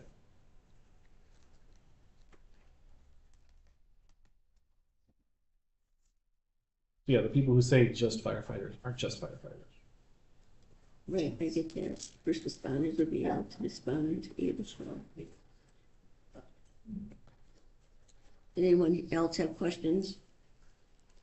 I have some concerns on it because this is a lot they can give us all at once. I mean, to me, it takes a lot to work on and to think about because this is, fire departments are very, very important to us and always has been. And I'm not saying I'm against anything. I'm just saying, there's a lot that was just hit with us, but because we have other contracts out there and everything. And some of my concerns is kind of like, I haven't seen any of the financials yet. And I'd like to see the financials regarding the wages, regarding the trainings. And if you recall, the fire department is one that the auditor told us to be watching very carefully because they have no fund balance, and that was one that we're supposed to be watching. So I don't see anything wrong with putting this off to the next meeting. We're only asking for 2 more meetings or 2 more weeks to think this through and get some answers if we need some answers. It's not an emergency situation, and it is a couple extra firefighters. Well, be what, 8, 6, 24, 14. I get 29. So we got to add Randy to this too, and then the 2 we still have to pay the 2, the other 2. So, I mean, that's just my feelings on it. Is I don't think this is something that needs to be rushed in. I don't think asking 2 weeks to work this through is too much. And so that's my opinion. Any other questions? I guess, can I ask a question? Are we gonna be given more information to look at and digest over the next couple of weeks? Or are we just gonna go with what we have and come back in 2 weeks with no more information than we have tonight? I know that I'll be talking with Randy, and I know that I'll be talking with Scott because there's questions that I'd like to answer, but I don't have all my questions, here, because I like I said, I don't think it's anything that has to happen overnight. Well, will we be given the same information that you're given at the time you're given it by Scott and by the chief? Right, and that's why we wanted to hold off, and then we can ask the questions next time. I mean, I can I want to do some research on the financials. So yes, I'll be asking for the financial. And will we get those as well as you? Totally fine. Yes. Well, we did have two competing suggestions, and so I mean, we do have to deal with the motion on the floor, but once I they're understand dealt with, we did have the suggestion for a committee meeting where we would all sit here and all have the same conversation at the same time, Yes. as opposed to just postponing and putting in a regular meeting. So I think, you know, if there's a concern about making sure everyone gets the same information at the same time, then I think that leads more towards a committee meeting, which It's good. then, or, you know, just come back and just have information, whereas if, you know, there's a question that's raised during the committee of the whole, that gives us a chance to find it. Yep. So that would be, once the current motion is disposed of, if it's unsuccessfully disposed of, then that would be my suggestion. And I think that'd be great. I mean, I don't think there's anything wrong with getting information. I'm sure the chief's not gonna have any problem giving us information, so. Right now. I don't have my questions done. I mean, this takes a lot of thought. It really does. I mean, this is. So, anyway, any other comments from the council? Okay, we do have a motion on the floor. The motion was to adopt the proposed fire department reorganization plan as presented. Roll call, please. White, Yes. Campbell, No. Kish, No. Odie, Yes. Parker's absent, Riley, Yes. Mayor Schneider. No. It was a tie vote. Motion has failed. Okay. So we will set a committee of the whole meeting. Can you look at your calendars?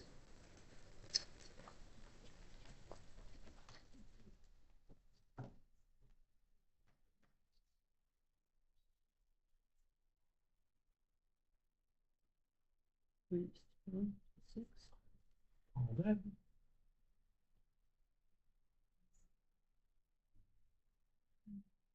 What about the 7th? Tomorrow? No, I don't want it. Sorry, I got my finger wrong. Planning is scheduled for the 14th. Yeah, I know. We can do it before planning. What about the 15th? Can't do the 15th. I can't do any Wednesday. But that doesn't mean you can't have it. I can't do a Wednesday either. I can't. We can do the 14th before planning.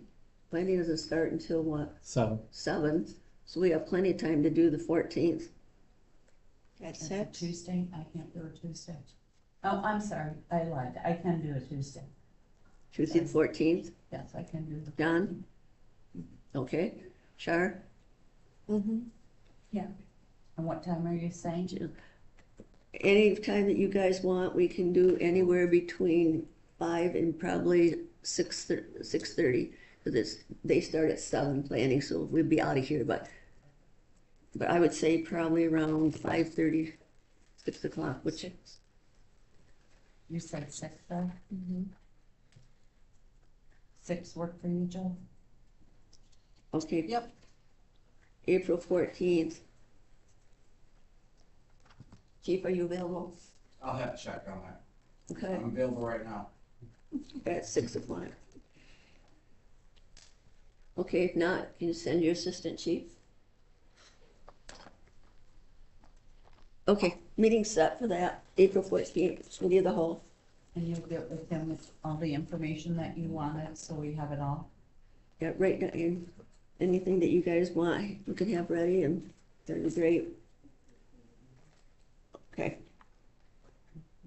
Now, the next item, sure, papers are, number 12, Sherman Street contractor. Go ahead. Okay, so as you know, we've been developing the project on East Sherman Street after being awarded the $250,000 Category B grant from MDOT to aid for the project. The bid request had additional requirements because of using their grant. It required publication of the bid notice in a regional newspaper, which was done in the Saginaw News. It was also published per city bid policy on BidNet, the city website, and social media. Additionally, Rowe Professional Services listed the bid on the page and is also picked up by other online bid clearinghouses. We received the following 4 bids. Cooper Excavating of Vassar for $759,961.00. Glazer Dawes Corporation of Flushing, Michigan for $689,982.32. LA Construction of Flint for $721,735.98. Wood Contracting of Harbor Beach for $705,451.00. That's supposed to be a period, not a comma. So after the review, Roe and I are recommending we award the contract to Glazer Dawes Construction for the bid price of $689,982, pending approval of MDOT. The project would start after the complete work on Norman Street and after Shaw School closes for the school year. So this price will be factored into the next budget, as that work will be paid for with the grant counting as income. So they'll start work probably in June. We won't get it built till July. So this will be basically, if we award this price plus, probably rounding up to the next nearest dollar, will go into the next budget. So that's why we don't have how much was budgeted for it. We kind of knew with the schedule is going to kind of roll from one into the other, which is why I know we had engineering cost in this year, but no construction costs. So those would roll over, but we will be counting the 250th income. And then the cost would be split between the water fund and the Maple Street fund. So the requested motion is to award the Sherman Street construction contract to Glazer Dawes Corporation for the bid price of $689,982.32, pending MDOT approval, and authorize city manager to sign all necessary documents. And we do have the bid. Yeah, you can have it. I keep wanting to say documents, the bid tabulation from Rowe showing the comparisons between each one of the bidders and where their bids ended up. So. We have a motion. Make a motion to award the Sherman Street construction contract to Glazer Dawes Corporation with a bid price of $689,982.32, pending MDOT approval, and authorize the city manager to sign all necessary documents. Support. We have a motion support. Do we have any debate? I just have a question. Yes. They're gonna be here already working on Norman Street, because do you think that affects the amount of their bid for this project at all? Because it is, it's not a lot less than everybody else, but it is less than everybody else. And sometimes taking the lowest bid isn't always the best. That's a good point. Go ahead. Could there be less mobilization costs because they already have equipment here and they want to roll from Norman to Sherman? Quite possibly, and that could possibly be the reason why their bid was lower, was because if their stuff is already here, they don't have to drag it up from wherever. They just move it from one project to the other. So that could possibly be a savings. I know sometimes we do try and bid projects together for that purpose, is to try and get a volume discount. So it could be that's the reason why their bid was slightly lower, is because they already have their stuff mobilized. Okay. Other debate? Good catch. Sure, you say something? No. Oh. I did. Oh, I said good catch. Oh. I heard a voice.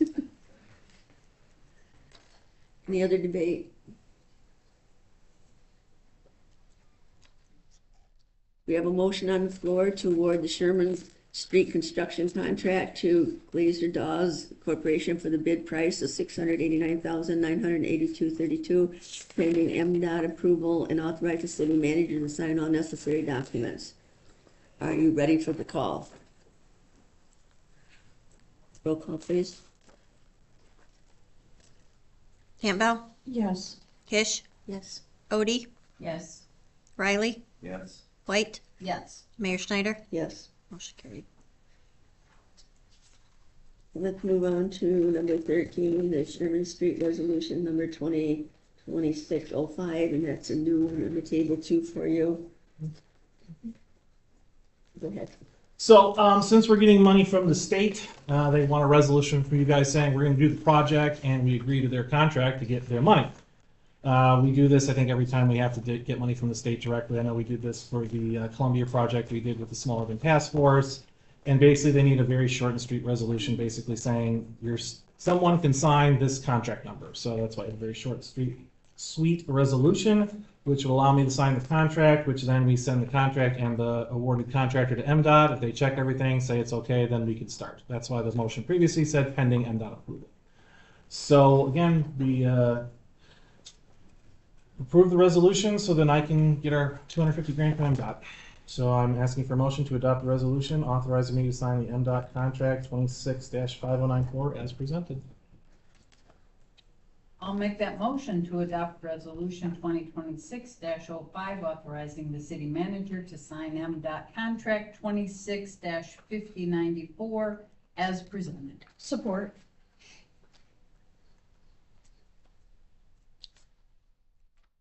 We have a motion support. Any debate on the motion? The spelling on resolution and copy of resolutions needs to be I know. adjusted. I know. Usually the flippity lines help me, but like it didn't catch me this time.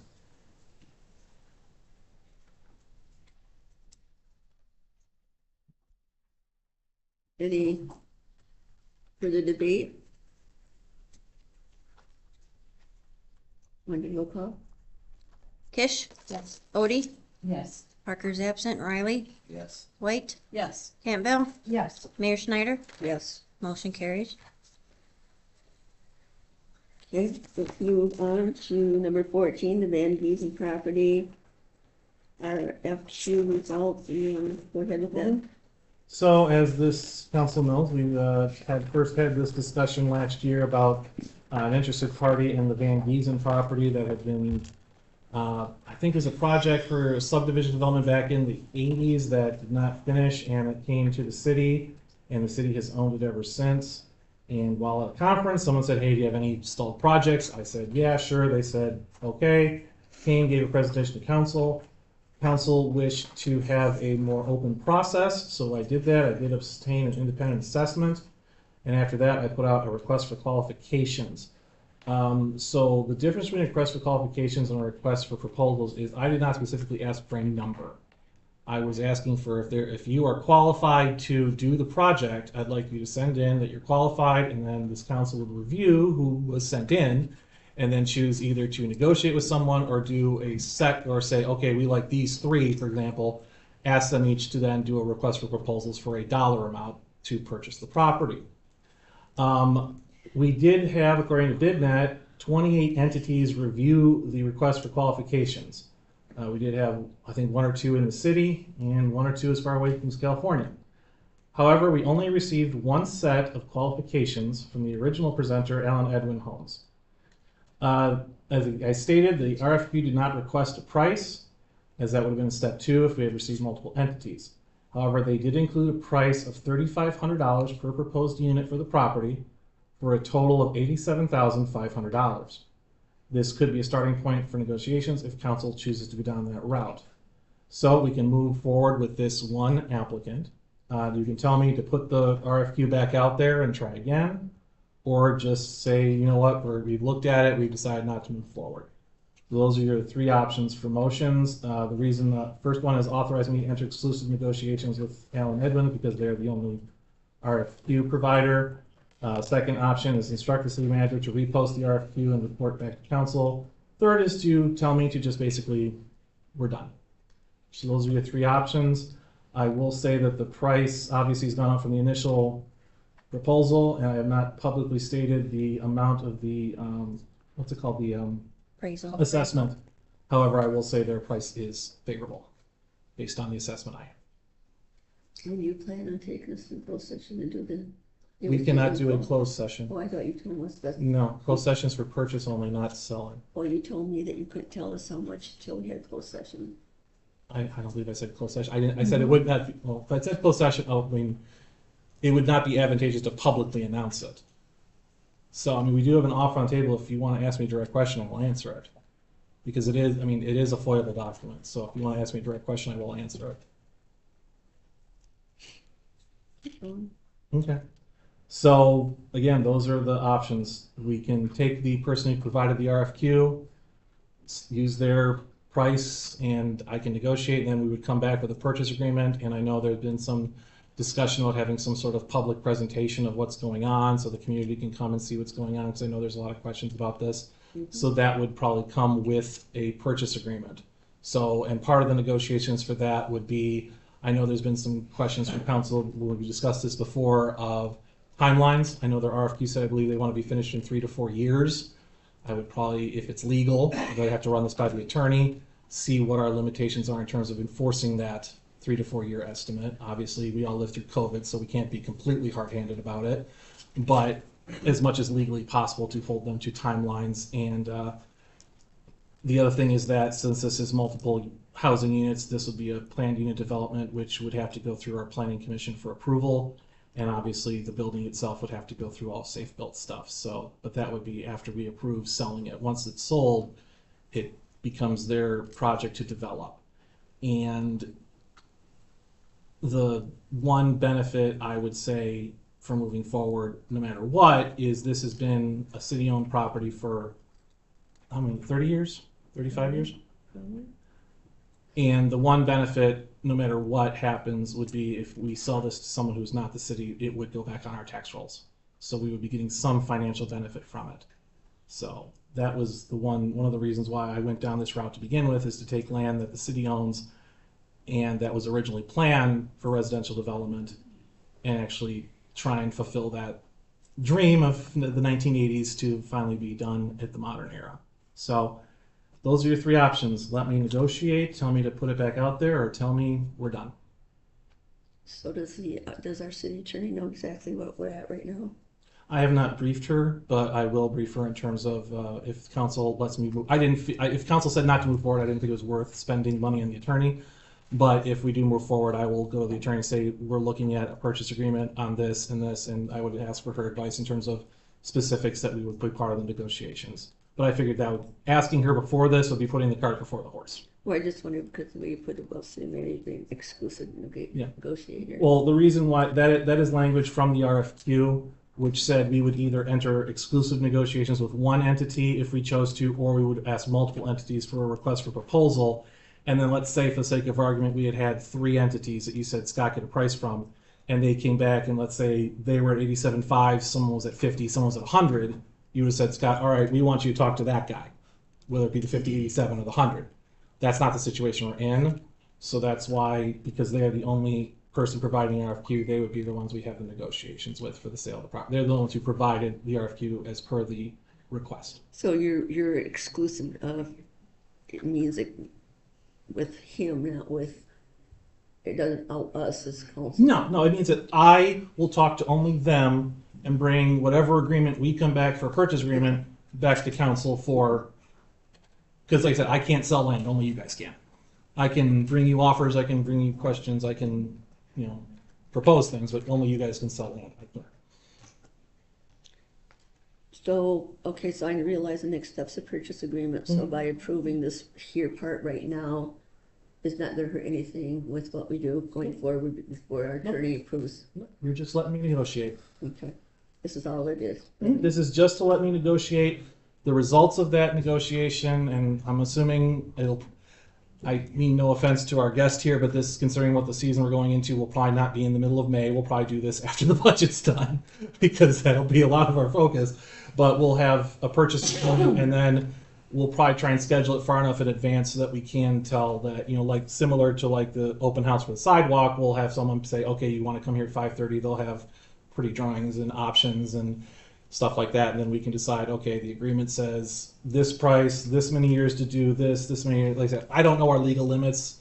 Property law when I was in law school was something I dreaded, but I remember some of it. Covenants on the land are not as allowed to be as strict as they used to be. So whatever our lawyer says I can and can't do by way of a purchase agreement to enforce a building timeline. Because like I said, I mean, we all lived through COVID, so having a strict timeline is kind of hard if there's an extraordinary circumstance. So there may need to be some language that says except of an extraordinary circumstance. But yeah, this is just letting me negotiate. The final purchase agreement will come back to council for approval. Well, I think that we're all really excited about that. We just want to make sure that we handle the situation properly, especially with the people that have lived there all these years. We have to be kind and gentle. We don't want to make them think that you got to remember this, for all those people, that's been their house forever. And and they have somebody in their backyard, and that is close in their No, backyard. so. absolutely, and I can speak from personal experience to that. The house I grew up in had a forest behind it, and then all of a sudden one day there were bulldozers there and there were condos behind me, so, and my mom could probably attest to the fact that I was very sad my climbing tree was gone, so I understand that concern completely, but, you know, it's an opportunity, and I think, you know, the council have been asked about a number of times, so I think council wanted a better process. We went through that, and now we are, and for better or worse, we at least got more money. Okay, do we have a motion? I'll make that motion to authorize the city manager to enter exclusive negotiations with Allen Edwin Homes for the sale of the Van Giesen properties. Second. We have a motion second. Do we have a debate on the floor? I have a question. Go ahead, Kish. So the owners that have property in that subdivision, have they been given the opportunity or been given this information so that they could choose to purchase the properties directly behind their homes? Go ahead. The RFQ was put out for all to see, and everyone could see it. In fact, I believe someone who owns the adjacent properties looked.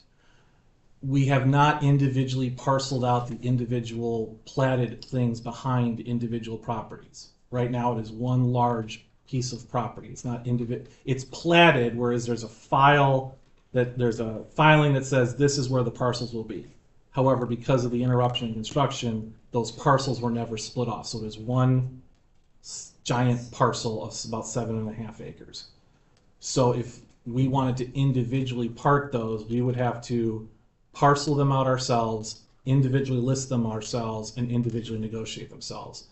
In my recommendation to council is that, as opposed to that being something with the city where if it fails, then we're stuck with a parcel that we can't do anything with, it would be more advantageous to allow that to be something that is done between those landowners and the developer. As opposed to it being something that the city does, we leave that between the developer and the landowners individually, because we have not split out those. They would have to go through the process of land splitting all the parcels out to follow the plat map, unless they go to, I believe it has to go to circuit court if you want to change a plat. So they would have to follow the plat unless they took some sort of legal action. So I think it would be more advantageous for us to just do the big parcel and then allow, if like one of the residents, I know one of the residents has reached out to us. I know we had that gentleman send that letter to us. That way, if we do this, he can then reach out to Edwin and say, hey, I'd like to buy this parcel behind us. And they can negotiate that with the developer as if it was a private land sale, as opposed to it going through us where we'd have to do council action and you'd have to vote to approve the splits and everything else. It'd be a very more complicated process for council to do it. Okay, one of my biggest concerns about this is the fact that I was under the impression that once you had the appraisal, you said we would only be able to learn what it was in closed session because we didn't want to let what the property was worth out in public so that people would know. So to my knowledge, we still have not even learned what it's worth. And yet here we are being told a price for it without knowing what the appraisal was. And we're just supposed to go with this. And so I'm a little concerned about that because I feel like, once again, I was not given the full story or the proper information in order for me to make an informed decision. So if I don't go with this, I'm going to have people in the community mad at me because, once again, I'm turning down what could be an awesome opportunity, and I don't want to do that. But there again, I don't want to jump into something. To me, it's like jumping into a pool without looking to see if there's water because, once again, I wasn't given the proper information. I need to know what it's worth before I know whether what we're getting is a good. If you would like me to answer that direct question, I will. I mean, is that what we're doing? I mean, when you put the offer out there, did you tell them what the appraisal was? So if you tell me, then if we ask you to put it back out again because we want to see if we can get more people, then everybody's going to know. In theory, it is a public document, so it can be FOIA'd. I just not publicly announced it in a council meeting. Okay, because like I said, I was under the impression, as I don't know if everybody else was, that you sat here and told us that you could only tell us in a closed session. So if that was if you misspoke, I don't know if I said closed session. If I did, then again, I may have misspoke there. So but I was kind of blindsided when I saw this because of course, here I am thinking, why are you asking us to make this decision when we don't know what the property is worth? So how are we supposed to make a decision on something that's supposed to be good for the city when we don't know if what we're getting is a good, you know, a good price? Not, I mean, yeah, we're supposed to trust you, but once again, like I said, we're not getting the whole story. If, like I said, if you want me to say the number, I will, but I will say, as I said during my presentation, their number compared to the appraisal number is favorable to the city. But we don't know that, because you never told us what the appraisal was. So do you want him to say the number? And why do we keep asking, why do we keep tiptoeing around it? Do we want him to say the number? Say the number. $56,000. Thank you. There's a nice difference between 56,000 and 87,500. 56 for the whole thing. Mm-hmm. That's what the appraisal gave me, $56,000 for the whole thing. Thank you for that. Mm-hmm. Yes. Any other? Just, this starts the process. Correct. Right. We still have the option when it comes back to us. If you don't like the Yes. purchase agreement, you say, go away. We have to have this to start. Right, I mean, we I gotta don't start have a problem somewhere. getting it to start. My problem is not knowing and having felt like, once again, I was not given the full story, because he sat here and said we would get the amount in a closed session, and we never did. Okay, now we have it. So now we have it, so we can move forward. Yep, yep, So- so we're gonna move on. So it's okay because, I'm sorry. I have another question. Just in looking at the pictures and the profile that they showed us as far as the types of homes that would be built, these appear to be all very large homes. Is this just pictures, or is there the possibility of, you know, smaller homes and a mixture of these homes?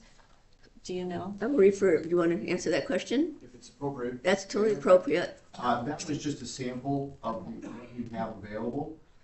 This was something that, as I think we mentioned in the letter, you know, we don't know the city as well as you do, and so we would like to work with, in the negotiation process, work with the city in terms of what types of housing we would like. Maybe it's a mixture of single-family homes, duplexes, triplexes, quads. You know, that's something that we would work with you as a community on what the best fit would be.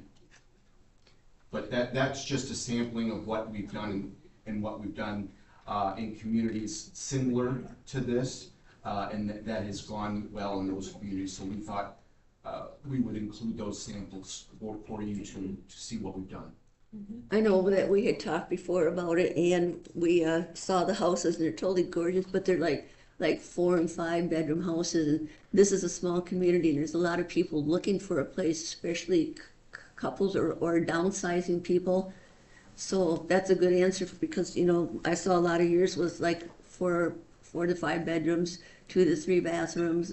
I mean, that's kind of a big house for downsizing if you're, you know, if you're elderly, but they're well needed, every one of them. But I, you know, that's just good to hear that. Thank you for that. Can I make one point? Yes. He did mention the duplex thing. Right now, it's zoned for single family, and our single family doesn't allow for duplex. We would either have to rezone, or, not to get too much into the issue, but there is the state legislation that would make duplexes a matter of right in all single family residential. That is another decision the city could make on their own to say if, like, in a single family residential, a duplex is allowed. That could be another thing you could do in terms of if you do want to allow that more of a mixed use, as opposed to, but currently it is in the R2 zone, which is similar to, I believe, your house and a few more, because I think you're in RA1, you two are in a different one. I don't know where you live, sorry, but I know you're in RA1, which is more single, which is more of the smaller ones. So these are the more medium density single family residential. If they want to mix in single family with, let's say, a duplex, the city would either have to rezone parcels or part of the property, or would have to add duplexes as an allowable use within RA2 or RA1 or whatever else they'd like. So that is something that they can do. In fact, a lot of times, a lot of places will buy something pending rezoning. But that is something that if we go down that route, there will have to be some sort of also process through council for rezoning or changing the zoning ordinance to allow that. But that's from the road. Yep. That's quite a ways down the But road. just so you're not blindsided, like, why are there no duplexes? Because right now, our zoning ordinance will not allow it on the property. But, okay, so, wait, what would you? We have a motion on the floor, yes. Yeah, we still have our motion. Mhm. So was there any more debate? Hearing none, roll call?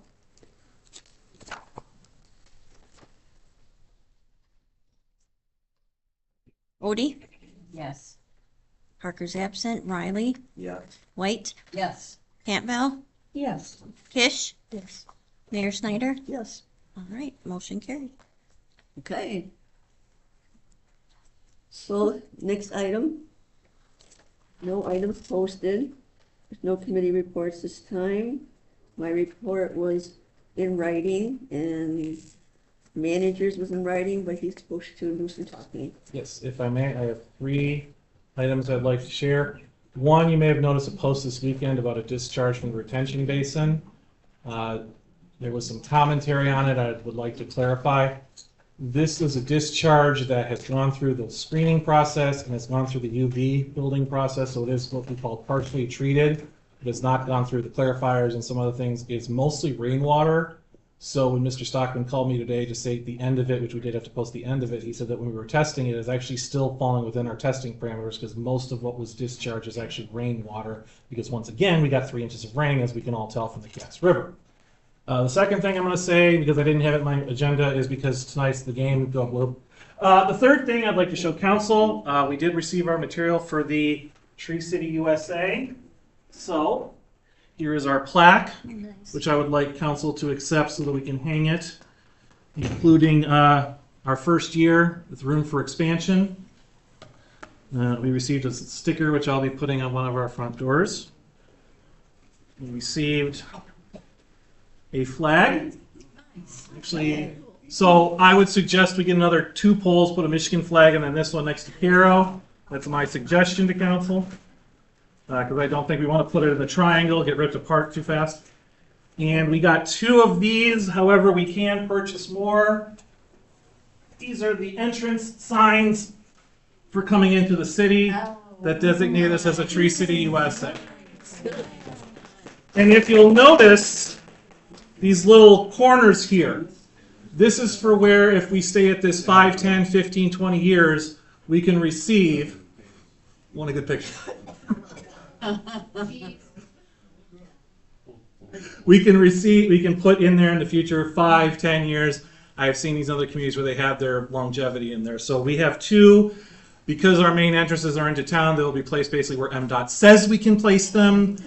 We can buy more to have them on 81 and 24 or anywhere else we'd like to have them. We can buy more from them, but this has been a kind of a 2 or 3 year project for me, so I kind of wanted to show off. I got this stuff Thursday, so it's completed. So I thank the Parks and Rec Committee, the mayor for signing the proclamation every year, the trees being planted, everyone who's helped in this. This has been an endeavor, and I'm very happy that we have finally reached this. If you saw the press release that was in the paper, we are one of 5 cities that achieved this year. We join a great many cities across the state, and I believe we're the first one in the county. So we're a trendsetter. Finally. So I present those gifts to council, and I hope you accept them with the graciousness they're offered. Thank you. That's all I got. We put with the other plaques that Yeah, that's it. We do have an open spot, so I think that'd be a good place for it. people coming in the door can see it. Yep. Okay, so did everybody else get their answers from you that you were promised them? I blank. Oh yeah, the gentleman has left, but I'll answer to council. He is talking about Montague Avenue. As I've stated before, that would be a complete rebuild from pillar to post. Mike and I have talked about it off and on. That would be $3, $4, $5 million out of not just the major roads fund, which doesn't have that much, but also we'd probably be doing water and sewer work at that time as well. Yeah, definitely water. So that would be a multi-million-dollar process, and unfortunately, because it's not a main thoroughfare, it's not like right now if I were to get a bunch of money to do a road project that long, I would do Hooper first because we have the main trunk line to the water tower. That road is in need of work. and we also have Guilford that needs work. Montague, I would like to do, but it's one of those things where it's like, unfortunately, because it's a residential street only and it's a major road and it's how much of a reconstruct, and we can't just fix it because it has such a mound. It would have to be a to the dirt reconstruction. I have put in for a congressional earmark for it, but since it's not commercial in nature, I'm not very optimistic, but I have tried. But yeah, I think about that. That would, unfortunately, is just going to be one of those things that if we have a buildup of excess money in the road fund, maybe we get to it at some point. Because with the small urban money, we do have a pretty good pipeline of fixing our major streets, and the state has seen fit to dump more money into roads. So it's something that we could get to, but unfortunately, because we have major streets that have more traffic that are bus routes and everything else, it's not our first priority in terms of a major street to work on. So, but I would love to do it. If I had the resources, just do it. I'd love to do it because it needs it. As someone who drives over it every day, it needs it. So, if there are any other questions, I can answer those. Okay. All right, then we had the clerk's report. Oh, I'm sorry, oh, go ahead. I have a question.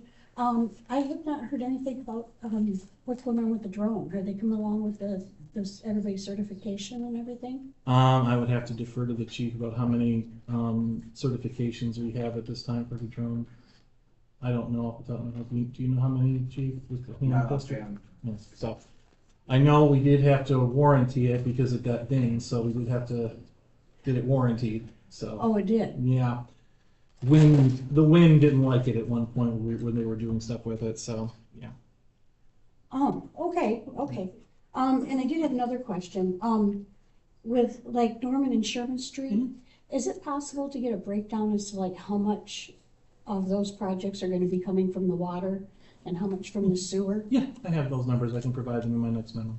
Okay, yeah, just because with all we've always got going out for like having to do the wells and everything, and those being two other major projects, I just like to know how much we have going out. Okay, yeah, I can provide you the breakdown for those two.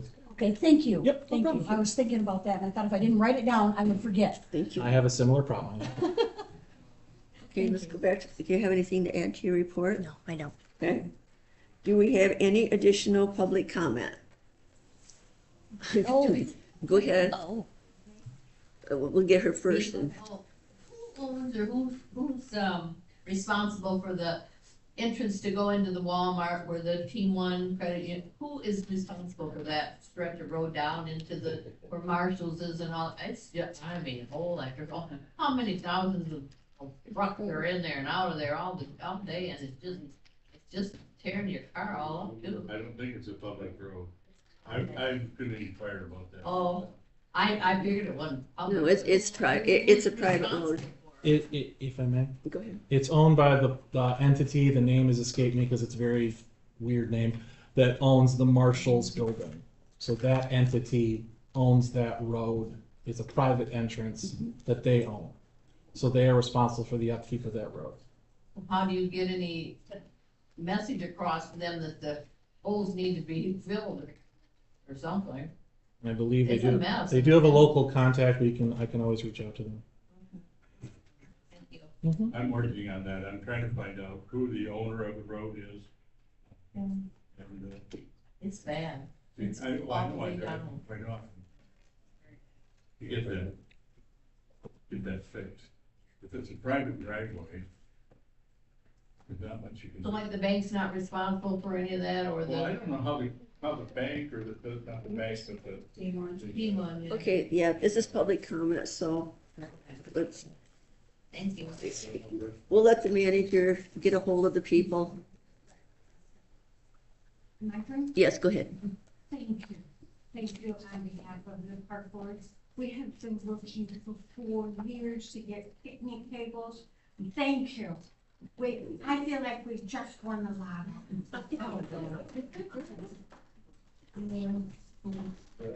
You have another one? Yep. There's two more over there. I can't. Yeah, Anya and.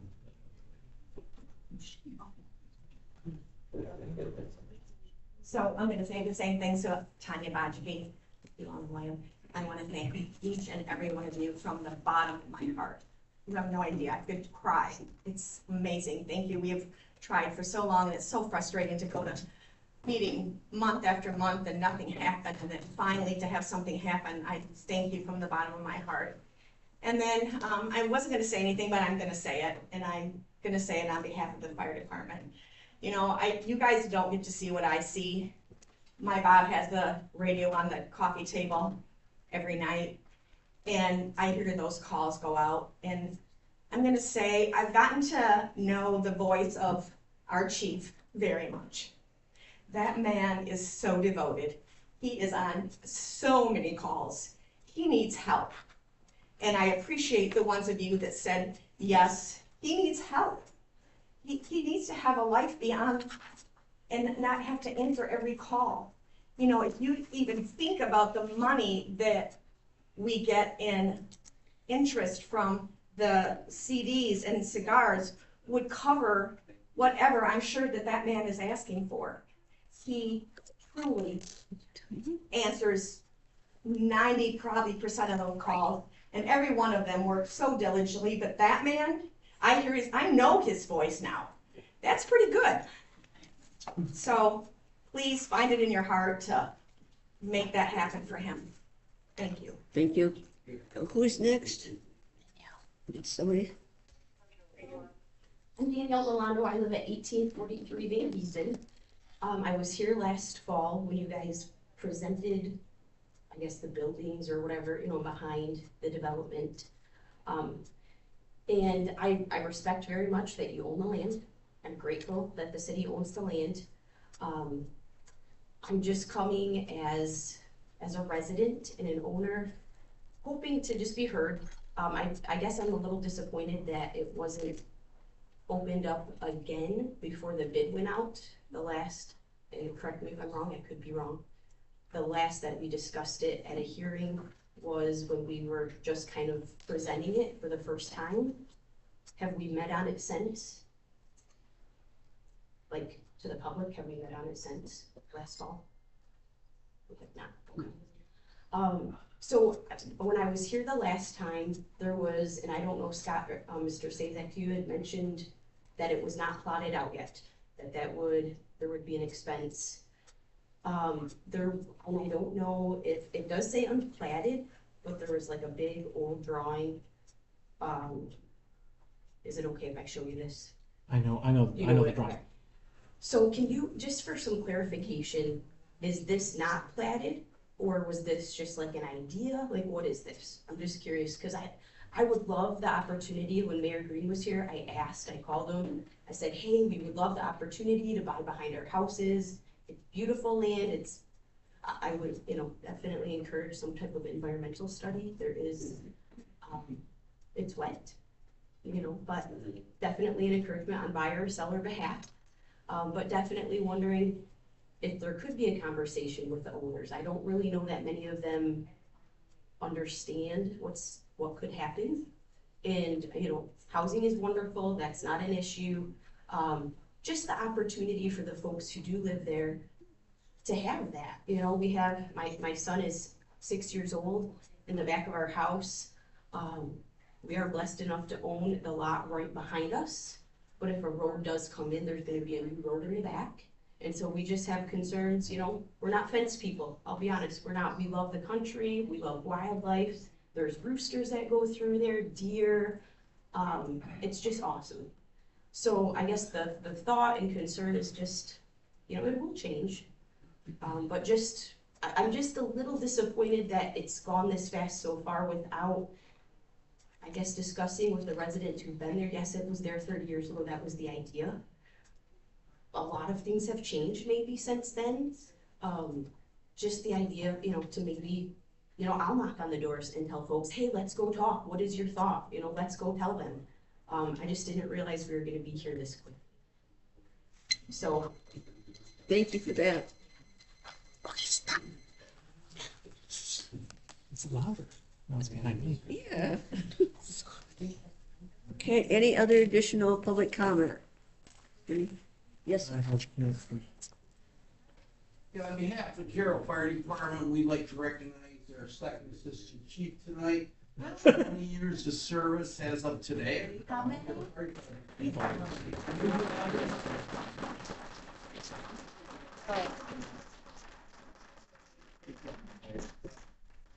Thank you. 20 years. 20 years. She started when she was 7.